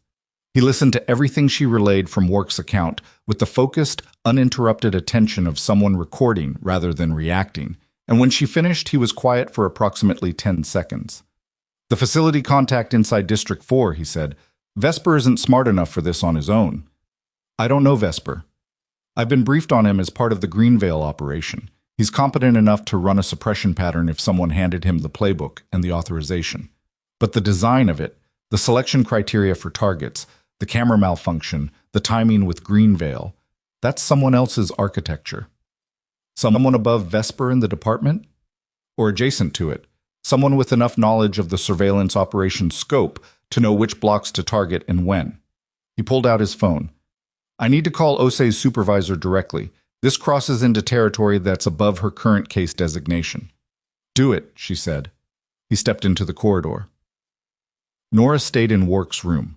Wark had closed his eyes, not sleeping, she could tell from his breathing, but conserving something.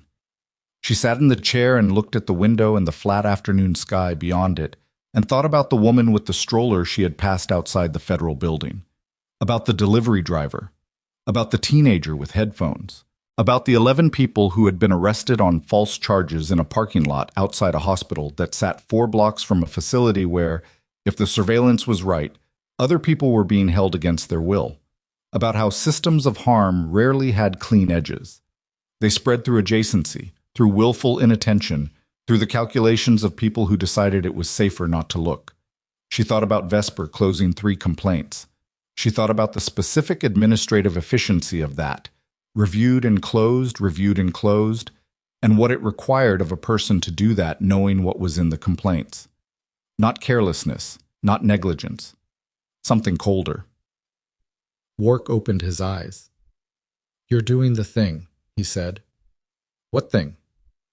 The thing where you're very still and very quiet, and you're running about 12 different threat assessments simultaneously. I'm thinking. I know. That's the thing. She looked at him. The people at the facility, do we know how many?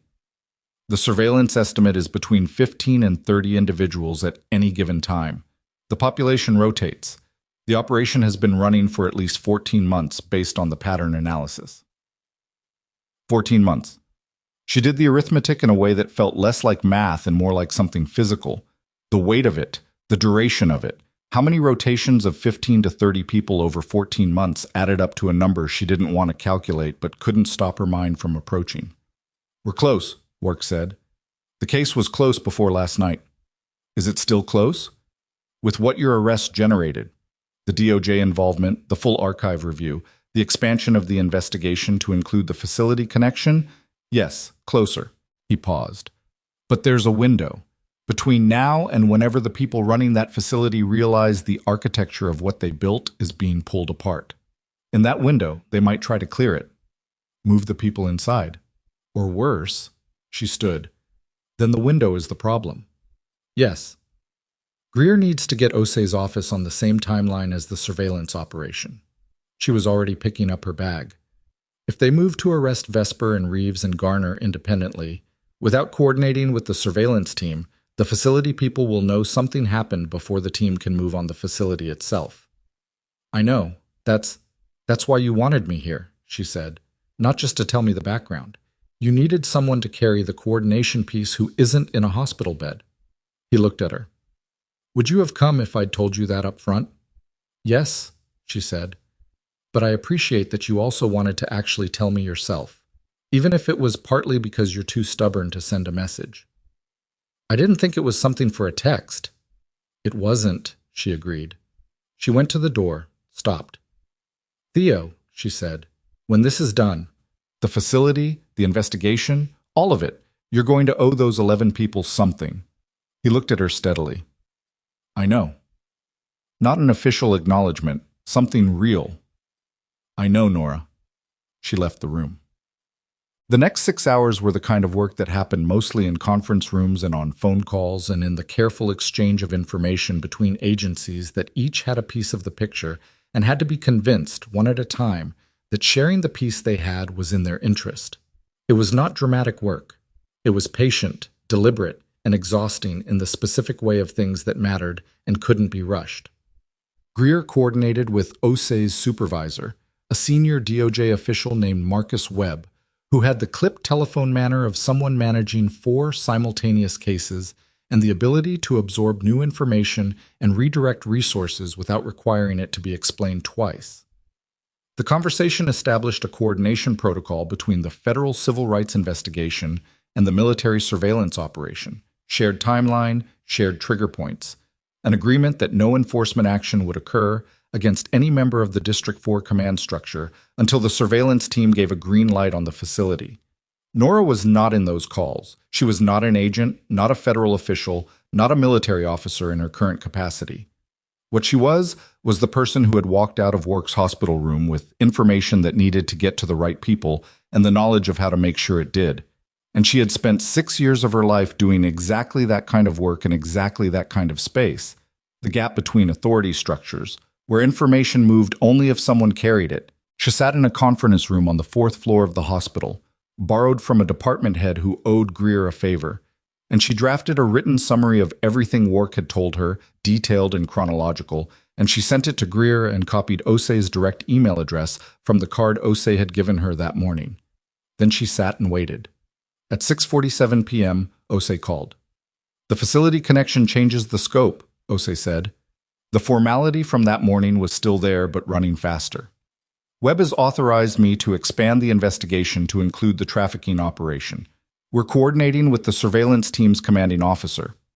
Greer: "Yes, we're working on a joint timeline." "The window," Nora said. "We're aware of it. We have surveillance assets confirming activity at the facility as of 2 hours ago. Normal pattern. They haven't moved yet." "They will. Probably. But they're not going to know about the internal investigation until we execute, and we're not going to execute until the surveillance team is in position." A pause. "We're looking at tonight or tomorrow morning, depending on what the facility pattern shows." "Vesper," Nora said. "He needs to be picked up simultaneously." "Yes. And Reeves and Garner. The arrest timing has to be simultaneous across all targets, or the ones who are loose will warn the ones who aren't." Another pause. "I need to ask you something." "Okay." "The hospital, Alderman General, placed you on administrative status today." "Yes." "That decision came from the General Counsel's office, and it came after the General Counsel's office was contacted by someone in the district's legal division, not standard practice. The hospital was contacted before any formal administrative proceeding was initiated against any officer." Nora sat up straighter. "Someone told the hospital to sideline me," she said. "It appears so. We're looking at whether that contact originated from Vesper's office or from somewhere else in the command structure." Osei's voice was measured. "It suggests that whoever is managing this operation inside the department was aware of your specific identity and your potential relevance to what's coming. You weren't just a target of opportunity last night." "They knew who I was," Nora said. "We think they knew about your background and were concerned that your arrest might generate the kind of attention it did." A pause. "Which means someone in or connected to the department had access to information about your prior service, not the public record." The conference room had a window that faced the hospital's interior courtyard. The afternoon had moved into early evening while she wasn't watching, and the courtyard lights had come on, casting everything in that particular artificial warmth that made outdoor spaces look more peaceful than they were. "The classified auxiliary status file," she said. "Greer had me flagged as a person of interest in the event of detainment." "Yes. That file exists within military records. But there's a secondary record, a law enforcement liaison database, that cross-references military auxiliary personnel with civilian locations. It's designed for situations exactly like yours, where a civilian status service member might end up in contact with local law enforcement. And someone inside District 4 had access to that database. Someone with the right clearance level, which is not a patrol officer and is not a district captain." A very deliberate pause. "This is going higher than Vesper." Nora sat in the borrowed conference room in the evening light and felt the shape of the thing she was inside shift again. The way shapes shifted when new information arrived and the eye adjusted, and what had looked like one thing resolved into something larger and more complicated. She was not surprised. She had stopped being surprised somewhere around the transcript when the camera footage showed a district captain's fingerprints on what should have been a standard patrol decision. She had known, in the way she knew things after enough experience, that the architecture Greer had described, sophisticated, coordinated, running in parallel with a surveillance operation that someone had known enough to compromise, didn't belong to one district captain. It belonged to someone who had been watching the investigation, Someone with access to the personnel liaison database, which meant clearance, which meant position, which meant the kind of institutional cover that explained why 18 months of incidents had generated nothing. Who? She said. We're building the connection, Osei said. We have a name. I'm not going to give it to you over the phone. Then I'm coming to you. I thought you would say that. A pause. Federal building. My office. 1 hour. The call ended. Nora sat for 3 more seconds. Then she picked up her bag and walked out of the conference room and down the hallway and past the nursing station where, 2 nights ago, she had signed out from a 12-hour shift in a recovery unit and started walking to her car. She took the elevator this time. She was too tired for the stairs. The federal building at 7:40 in the evening had the skeletal staffing of a government office running on skeleton crew. The lobby guard, a few lights on the upper floors, the elevator arriving slowly. Osei met her at the 4th floor security door personally, which meant the conversation they were going to have was not one that benefited from the presence of additional personnel. They went to Osei's office. Cortez was there, the note-taking agent from the morning interview, and a third person Nora hadn't seen before, a man in his 50s with a military posture and civilian clothes and a laptop open in front of him that he turned slightly when she entered, a reflex, not concealment. Osei closed the door. Sit down, she said. Nora sat. The name I have, Osei said, is Deputy Commissioner Harold Ferrant. He oversees the district command structure for Guilford County, which includes District 4. He has been in that position for 4 years. She set a folder on the desk. He also served on the advisory board of the logistics company that operates the facility under surveillance. He resigned from that board 8 months ago, which is, as you may note, approximately the time the surveillance operation began, and began generating results that suggested the board's knowledge of the facility's activities. Nora looked at the folder. He knew the surveillance was running. We believe he's been managing information flow between the facility's operation and the department's oversight structure. He had access to the liaison database. He had the authority to direct Vesper's operation without documentation that would show in standard review. And he had the motivation, the board connection, the financial relationship with the facility's parent company, and the knowledge that a completed federal trafficking case would expose that relationship. So when the surveillance started getting close, he used the tools he had, Osei said, a district captain who owed him, 2 patrol officers with a pattern of compliance, and a suppression strategy that was designed to look like routine misconduct if anyone looked at any single incident in isolation. But not if you looked at all 11 at once. No, not then. Nora was quiet. She was looking at the folder but not opening it, because she knew that once she opened it, the reality of it would move from information to evidence, and evidence required a response that she wanted to give correctly. Is he going to run? She said. We've had him under passive surveillance since this morning. He hasn't moved in a way that indicates he knows we're looking at him specifically. Osei paused. But we also think he's aware that last night did not go as planned, and that Wark's survival and your arrest's outcome created a situation he hadn't anticipated. He may be calculating. Then you need to move before he finishes calculating. Yes, Osei said. We do. She looked at Nora directly. The simultaneous arrest operation is scheduled for 5 a.m. tomorrow. Ferrant, Vesper, Reeves, Garner, and 2 additional officers identified in the archive review. Concurrent with a facility raid coordinated by the surveillance team and federal marshals. Does Greer know the timeline? He said it with us 2 hours ago. Nora nodded. Cortez closed his laptop. The third man, who had not introduced himself and did not now, looked at Nora with the specific assessment of someone deciding whether a person was a problem or a resource, and appeared to reach a conclusion because he stood and said, I'll be outside, and left the room. Osei said, There's something else. Nora waited. The hospital's contact, Osei said. The call that led to your administrative suspension. It came from Ferrant's office. The room was very still. He called Alderman General directly, Nora said. His assistant made the call. We have the phone record. Osei looked at her steadily. He was trying to ensure that even if the arrest generated attention, you would be positioned as a problematic employee rather than a credible victim. He wanted the institution to create distance from you before the investigation made you relevant. Nora thought about Patricia Hume's voice on the phone, reassigned to administrative status pending review.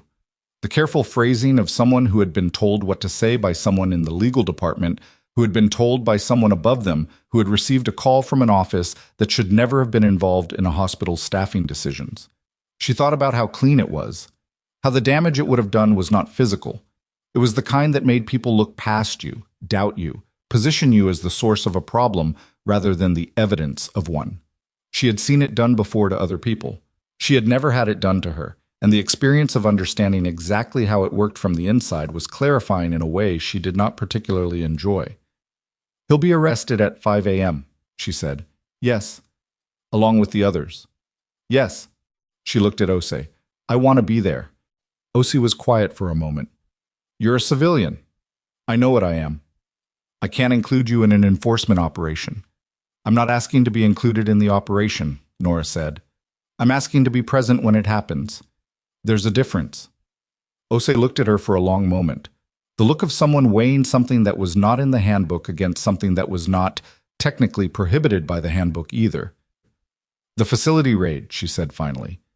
"There may be individuals inside who require immediate medical assessment. We'll have EMTs staged, but if there are complications," Nora said, "you'd want someone with field trauma experience.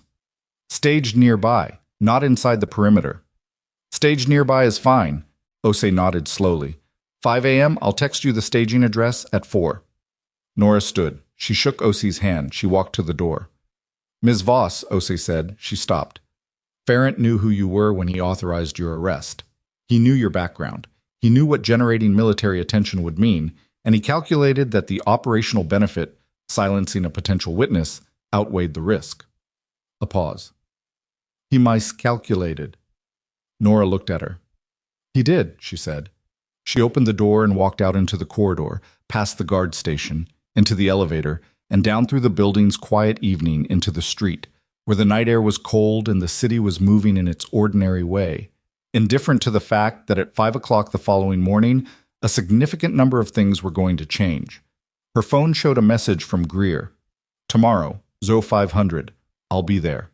And below it, from a number she now recognized as Holt's, "Major says he'll be watching from the bed. He also says don't do anything stupid." She looked at the message for a moment. Then she put the phone in her pocket and walked to her car. 12 blocks away, in a corner office on the 7th floor of the Guilford County Law Enforcement Administrative Building, Deputy Commissioner Harold Ferrant sat at his desk with the lights on and his phone in his hand, and a look on his face that belonged to a man who was beginning to understand that the structure he had built, carefully and quietly and over years, had developed a crack the night before that he had not yet found a way to stop spreading. He stared at the phone. He did not make the call he was considering making. Not yet. But the night was long, and the calculation was changing, and somewhere between now and 5 a.m., the man who had built a system of harm on the assumption that the people inside it had no way out was going to have to decide what to do with the knowledge that he had been wrong. Ferrant made the call at 11:43 p.m. They knew because his phone was already being monitored under the warrant Ose had secured that afternoon, and the call, 9 minutes, 14 seconds, to a number registered to a Shell LLC with a mailing address in Raleigh, was recorded in its entirety and flagged immediately by the analyst on overnight watch, who called Ose at 11:51, who called Greer at 11:54, who sent a single text to Nora at 11:57 that read, "Timeline moved. 0300. Get to the staging address now." She had not been asleep. She had been sitting at her kitchen table with a cup of cold coffee and the particular wakeful stillness of a person who knows that sleep is not going to happen and has stopped pretending otherwise. She read the text, stood up, changed into warmer clothes, and was in her car by midnight 10. The staging area was a commercial parking lot behind a closed hardware store 6 blocks from the distribution facility, and by the time Nora arrived it was already populated. 2 federal marshal vehicles, an EMT unit with its running lights off, 3 unmarked cars with people sitting in them who had the specific silhouette of people in tactical gear waiting for a signal. A mobile command unit was parked at the far end of the lot, its interior lit, visible through the windows as a cluster of people around screens and radio equipment. Greer was outside the command unit when she pulled in. He looked like a man who had not slept and did not intend to. He looked, In the particular way of people who spent their careers in operational environments, completely fine. Ferrant called someone at the facility, he said when she reached him. I know. Greer texted me. He warned them. We don't know how much he told them, but the facility's pattern changed on surveillance within 20 minutes of the call. Lights on in sections that are normally dark at this hour, movement in the loading area. He turned toward the command unit. They're not running yet, but they're preparing to. Then we have a window. Exactly. He looked at her. The EMT team is your post, staged here until the facility is secured. If there are individuals inside who need immediate medical, I know the assignment, she said. He nodded. He put his hand on her shoulder briefly.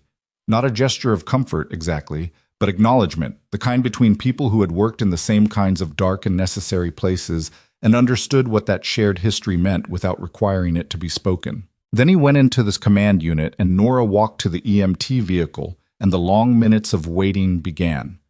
She sat in the back of the EMT unit with a paramedic named Jules Ibarra, who was young and focused and dealt with the tension of waiting, the way a lot of field-trained people did, by checking and rechecking her equipment in a rhythm that was not anxiety but the physical version of staying ready. Nora respected it. She did the same thing in her own way, running through triage priorities in her head. The sequence of assessment she'd use in a mass casualty situation where she didn't know what she was walking into, the improvisations available when you had limited supplies and multiple patients. At 2:47 a.m., the radio on the command unit crackled. At 2:48, the vehicles in the parking lot began to move. She heard it from 6 blocks away. Not gunfire, but the specific acoustic signature of a forced entry operation, the concussive sound of a breaching charge, and then voices, and then the kind of radio traffic that was too fast to parse from a distance, but carried in its rhythm the information that something was happening and it was happening quickly. The EMT unit did not move until cleared. Nora sat in the back and listened and waited and did not allow herself to catastrophize, which was a discipline, not an absence of fear. At 3:19 a.m., Ibarra's radio said, "Staging unit, we need medical at the north entrance. Multiple individuals, non-combatant, move up." They moved. The distribution facility was a low, wide building with corrugated metal walls and loading bays along the north and east sides, the kind of structure that existed in every mid-sized American city on the edges of industrial zones, visible and invisible simultaneously. The architecture of commerce that people drove past without curiosity because there was nothing about it that invited it. The north entrance was a personnel door set into the wall beside a loading bay, and it was flanked by 2 federal marshals when the EMT unit pulled up, and beyond it was a corridor lit by fluorescent overheads and the sounds of a building being processed by people who knew how to process it. Nora followed Ibarra through the door. What she found inside was not the worst thing she had ever seen. She needed to be honest with herself about that, because the worst things she had seen existed in a different category entirely, in places where the capacity for human brutality had no ceiling, and she could not let the rawness of this moment make her reach for a comparison that would be imprecise and unfair to both realities. What she found inside was bad. It was bad in the specific, sustained, grinding way of harm that had been organized and maintained and repeated, not in a single catastrophic event, but as a system. And systems were often harder to look at than catastrophes because they revealed something about the patience of cruelty. There were 23 people, 17 adults, 6 minors, held in the facility's interior rooms, which had been converted from cold storage with the minimum required modifications to make them habitable in the technical rather than the humane sense of the word. They were not physically injured in ways that required emergency intervention for most of them, which was itself a kind of calculation. They had been maintained, not destroyed, because destroyed cargo is not usable cargo, and the people who ran this operation had understood that in a way that made Nora's hands want to do something she was not going to allow her hands to do. She worked with Ibarra and the facility's cleared EMT support for the next 2 hours. Basic triage, vital signs, the careful assessment of people who were frightened and exhausted and did not yet fully understand that the situation had changed, because they had been told stories before about situations changing, and those stories had not been true. She worked through a translator. One of the federal marshals spoke Spanish. Another spoke Haitian Creole. And she moved through the rooms methodically and calmly, and let the work be the only thing. There was a woman in the third room who was running a fever and had a cough that indicated respiratory infection, probably 2 weeks old, untreated. There was an adolescent boy who had a badly set fracture in his left wrist. Someone had attempted to splint it with what appeared to be electrical tape and a piece of wood, and had done a worse job than any field medic would have, and the wrist had healed partially in the wrong position and would need a surgeon. There was an elderly man who was severely dehydrated, and who looked at Nora when she came to him with the expression of someone who has stopped expecting help from strangers and has not yet recalibrated. She put an IV line in his arm and sat with him while the saline ran and said nothing because there was nothing useful to say, and he looked at her hands working and then at her face, and after a while some of the expression changed. Not to trust exactly, something smaller and more durable than trust. The recognition that the hands were careful. She filed it in the place where she filed the things she did not have room to feel in the moment, but would feel later, the same place she had been filing things for years, which was not a place of suppression, but of temporary custody. There was a difference, and she had spent a long time learning it. At 5:10 a.m., while Nora was still in the facility, Harold Farrant was arrested at his home in a suburb 12 miles east of Greensboro. He came to the door in a bathrobe because the agents had rung the doorbell rather than breaching. The decision made deliberately, Osei told her later, because Farrant was not a physical threat, and because the image of a deputy commissioner of law enforcement answering his door in a bathrobe to federal agents had a particular documentary value that a tactical entry would have eliminated. He did not run. He did not resist. He looked at the warrant and looked at the agents and looked at the street behind them where two vehicles were parked with their lights on, visible to the neighbors who were, at this hour, beginning to appear in windows up and down the block. He said, "I want my attorney." "You'll have that opportunity," the lead agent said. "Hands behind your back, sir." The handcuffs went on in the quiet suburban street in the pre-dawn dark. And whatever Harold Farrant had calculated and miscalculated over the past 2 years of managing a system designed to protect itself, the calculation was finished now. 4 miles away, in separate operations timed to the minute, Officer Dale Reeves was arrested at a gym where he had apparently gone for an early morning workout. The gym bag was still over his shoulder when the agents came through the door. And Officer T. Garner was arrested in his apartment where he had been awake, which suggested he had been told or had suspected something, though the suspicion had not translated into action. Captain Roland Vesper was taken from the parking garage of the District 4 station, arriving for what would have been his shift, and he sat on the curb in his uniform with his hands behind his back, while the officers who worked under him came in for the morning and found the parking lot occupied by federal vehicles and understood, with varying degrees of speed, what was happening. 2 additional officers were arrested at their residences. 6 people. 1 deputy commissioner, 1 district captain, 4 patrol officers. Arrested within a span of 38 minutes, across 4 locations, without incident. Nora found out about the arrest from Greer, who texted her the word done at 5:47 a.m., while she was washing her hands in the facility's bathroom and looking at her reflection in a metal surface that served as a mirror, which showed her a version of herself that was tired in the deep specific way of having been awake for most of 2 consecutive nights, and having used most of her resources in that time. She read the text. She looked at her reflection for another moment. Then she dried her hands and went back to work. The formal charges were announced at a press conference held at the federal building at 2 p.m. that day. Nora was not at the press conference. She was at the hospital, in the consultation room where she had given her statement to Lyle 4 days ago, which felt simultaneously like last week, and like something that had happened to a slightly different version of herself. She was not at the hospital because anyone had summoned her. She was there because she had something to say to someone, and the only person she needed to say it to was Theo Wark, who was being moved that afternoon from the monitored bed to a standard room and was, by all accounts, in a mood that would charitably be described as improving. She found him sitting up, which was a change from the last time she'd seen him. He still had the monitoring lead on, but the IV was gone, and he had his phone in his hand and was reading something on it with the focused expression of a man processing information he found significant. "They announced the charges," he said when she came in. "I know. Farrant's facing federal trafficking charges, civil rights conspiracy, abuse of authority, and about 6 other things that I'm going to let the attorneys explain to me later." He set down the phone. "Vesper is looking at civil rights charges and conspiracy. Reeves and Garner are facing the same plus falsifying arrest reports. I know, she said again. He looked at her. How are you? It was a simple question, and he asked it the way people asked it when they actually wanted to know, not as a conversational filler, and she appreciated it enough to answer it honestly. I'm tired, she said.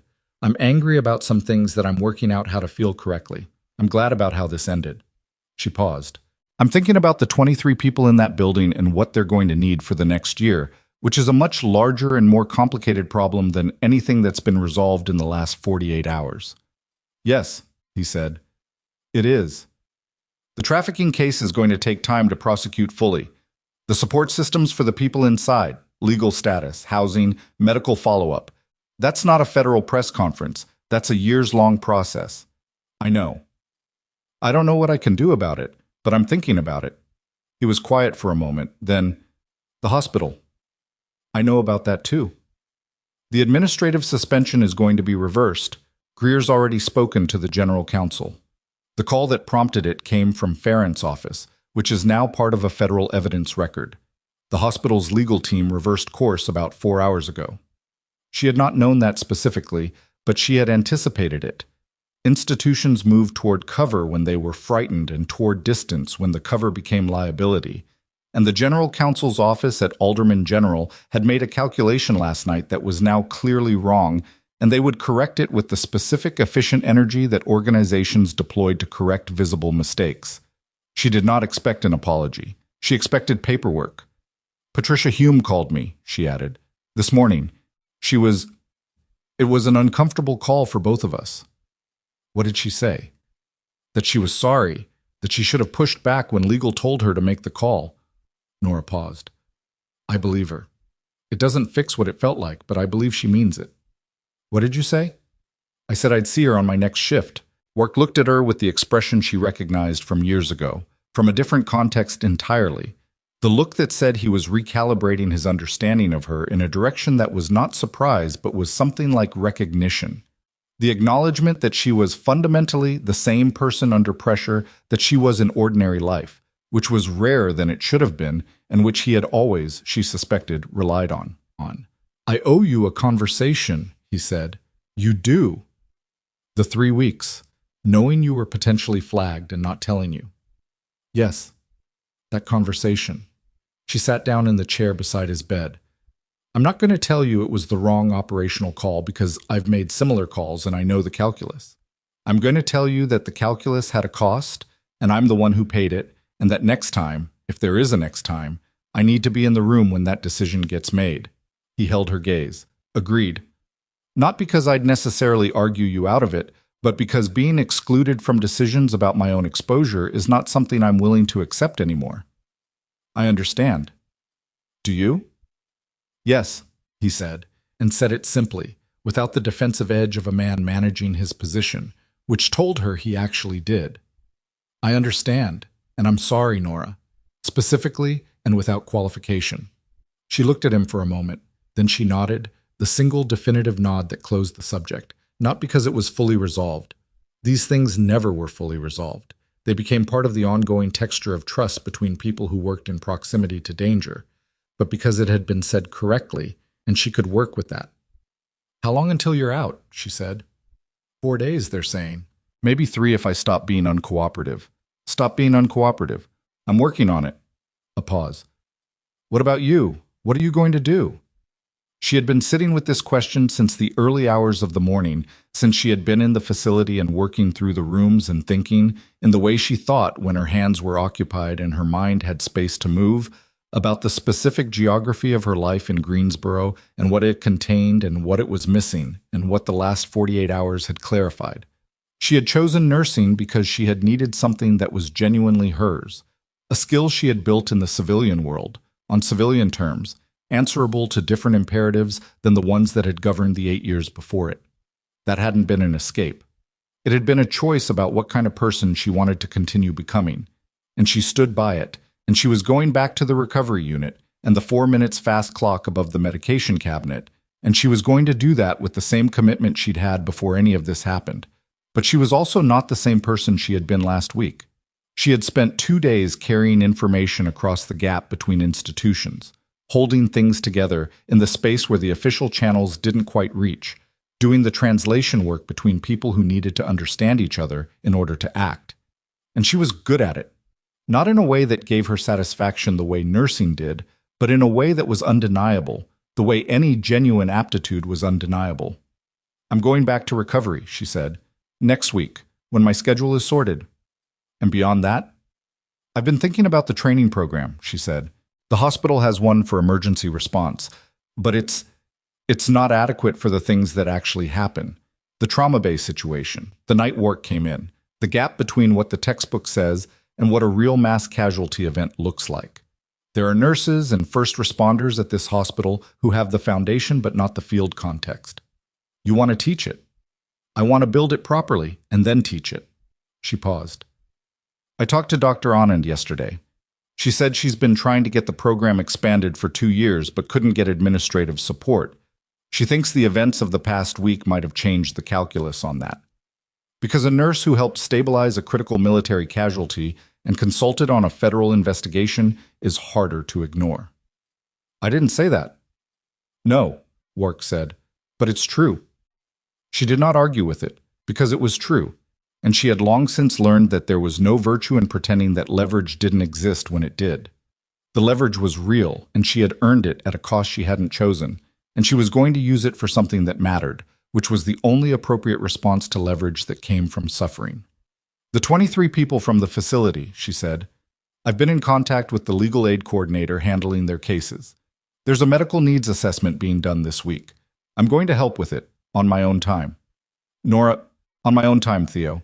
I'm not breaking any protocols. I'm a nurse who is going to volunteer to assess medical needs for people who don't have access to adequate care." She looked at him steadily.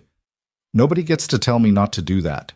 He held up his hands, the careful gesture of a man who knows when he has reached a boundary and is choosing not to cross it. "I wasn't going to tell you not to." "Good." A knock at the door. Holt leaned in. "Admiral Greer is downstairs, says he needs 5 minutes. Nora stood. She picked up her bag. 4 days, she said to Wark. "Stop being difficult and it's 3. "No promises," he said. Greer was in the hospital lobby, which was its usual mid-afternoon version of busy. Visitors, outpatients, staff moving between wings. He looked out of place in the specific way military officers looked out of place in civilian medical settings, the posture calibrated for different architecture. He saw her coming and moved toward the quieter corner near the information desk. "The press conference went well," he said. "I heard. Osei handled it. She's good." "She is." He looked at her in the assessing way he had. Not clinical, not personal, but the look of someone who had known her in a context that required accurate evaluation and could not entirely turn that off in other contexts. "You look like you haven't slept." "I haven't slept." "You should." "I'm aware." She shifted her bag on her shoulder. "Is there something specific, or did you come to tell me to sleep?" He almost smiled. "There's going to be a formal proceeding," he said. "Not criminal. The DOJ is handling the criminal side.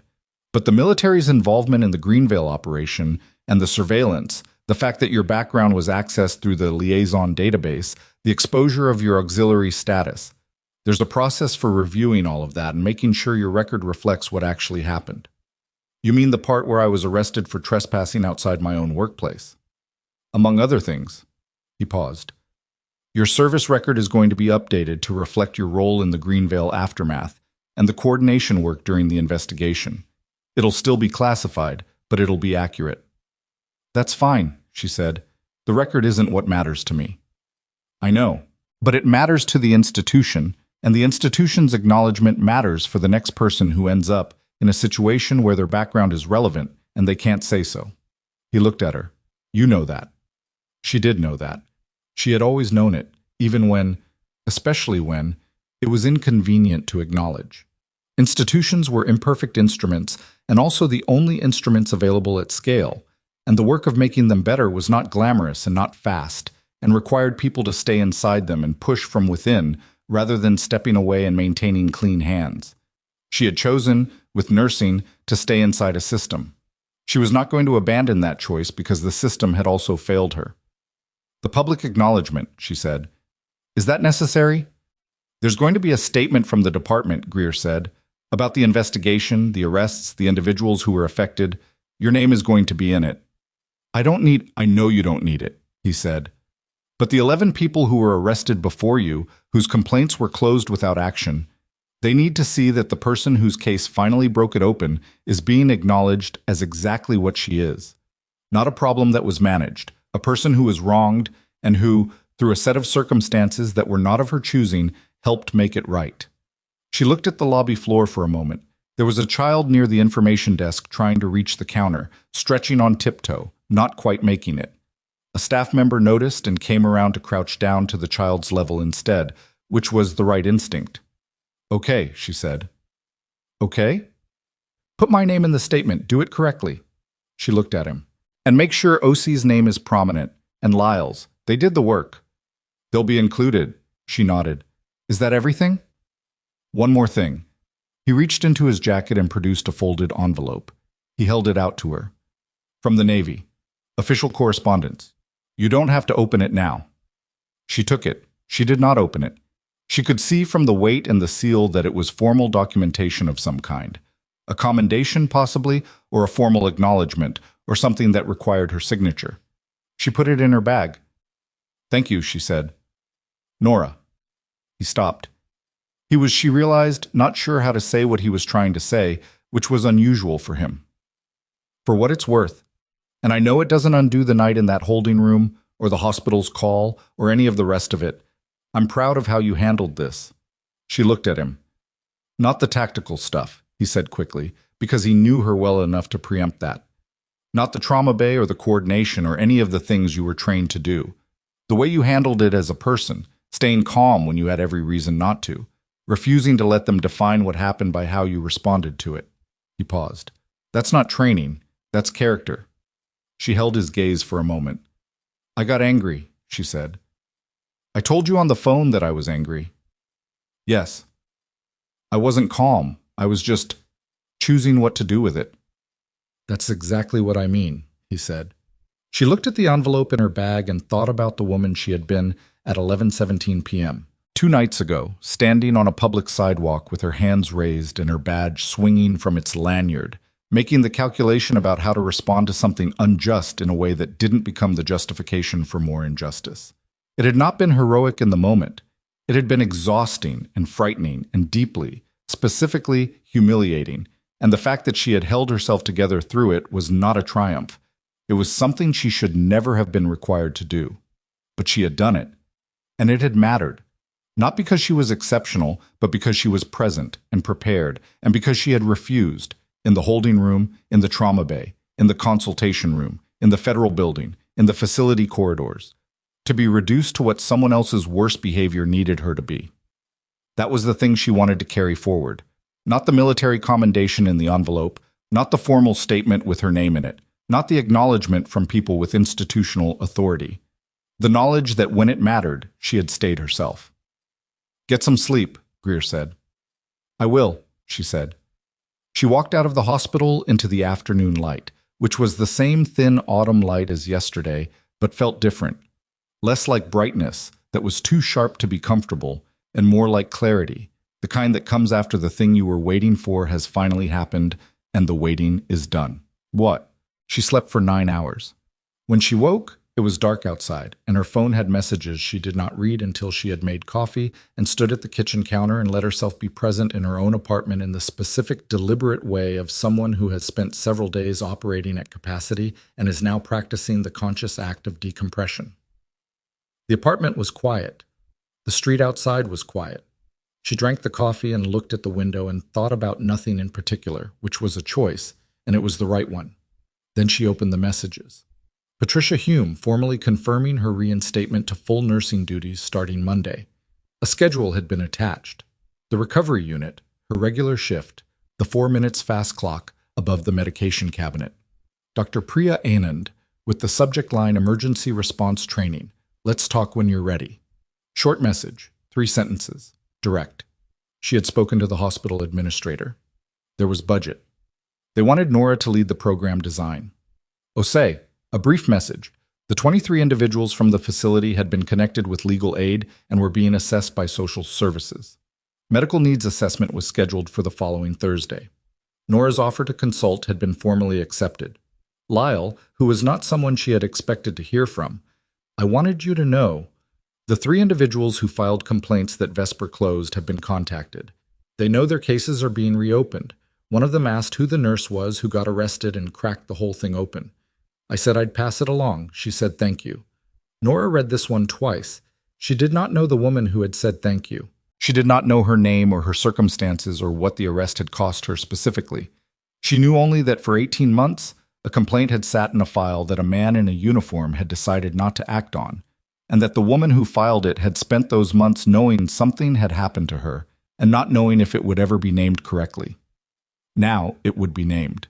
She put the phone down and finished the coffee and thought about what it meant to be a person who had resources, connections, background, an admiral's phone number, a classified file that generated immediate institutional attention, in a situation that was only resolved because those resources existed. She thought about the 10 other people whose cases had not generated that kind of attention. She thought about the ones who had not filed complaints at all, because the calculation of filing versus the cost of being ignored had come out a different way. She thought about what it would mean to build something, a training program, a consultation process, a set of practices around how first responders recognized and responded to people in medical facilities who had nowhere else to turn, that didn't require an admiral's phone number to work. She was a recovery nurse in Greensboro, North Carolina. She was not a federal investigator. She was not going to single-handedly correct the structural conditions that had made Ferrant's operation possible. She knew this with the same clarity with which she knew that the pneumothorax was developing and the chest tube needed to go in now. She was realistic about the scale of what one person could do. But one person, in the right place, with the right skills, paying attention, that was not nothing. That had never been nothing. The past 48 hours had been, among other things, a demonstration of that fact, and she was not going to pretend she hadn't seen it. She opened her laptop and started drafting the outline for the emergency response training program. It was not a small outline. She worked for 2 hours, and it was the best 2 hours of the past week because it was work that looked forward rather than backward, and it was entirely hers. 3 weeks later, the formal statement from the Department of Justice was released. It named Ferrant, Vesper, Reeves, Garner, and the 2 additional officers. It described the charges, the evidence, the scope of the pattern. It described the facility and the 23 individuals who had been recovered. It described the 11 prior incidents and the closed complaints and the body camera footage that had documented what actually happened versus what had been written in the reports. It named Nora Voss as a nurse at Alderman General Medical Center who had been wrongfully arrested and whose case had anchored the investigation. It described her as a former Navy combat medic. It had described her assistance during the Greenvale aftermath. It said, in the precise and careful language of federal documentation, that she had conducted herself throughout with professionalism and courage. She read it once, sitting at the nurse's station in the recovery unit between charts, and then she put her phone away and went to check on the patient in bed 7 who had been asking for more ice chips for the past 20 minutes. The case proceeded through the courts over the following months with the grinding, necessary slowness of the legal system doing its job thoroughly. Ferrant's attorneys tried several approaches that Osei, in a brief call to Nora, described with the specific dry satisfaction of someone watching a strategy fail that had been obviously going to fail. The trafficking charges held. The civil rights conspiracy charges held. The financial records connecting him to the facility's parent company were entered into evidence and did not help him. Vesper took a plea agreement. He received a reduced charge in exchange for testimony against Ferrant, which was a deal that Nora found unsatisfying in the way all plea deals were unsatisfying. The man who had closed 3 complaints and directed a suppression operation for 14 months was going to serve less time than the man above him, but which she understood was how prosecutions of this kind were built. The testimony mattered. The conviction mattered more than the sentence, which was the part that would survive in the public record. Reeves and Garner were convicted. She did not watch the verdict announcement. She was in the middle of a shift. Holt texted her, guilty on all counts. Reeves got 4 years. Garner got 3. She was standing in the hallway outside a patient's room when the text came in. She read it, put the phone in her scrubs pocket, and knocked on the patient's door. The work continued. It always continued. The emergency response training program launched in the spring. Nora co-designed it with Dr. Anand and a paramedic named Torres, who had 20 years of field experience and opinions about everything, which made him an excellent collaborator and an occasionally exhausting one.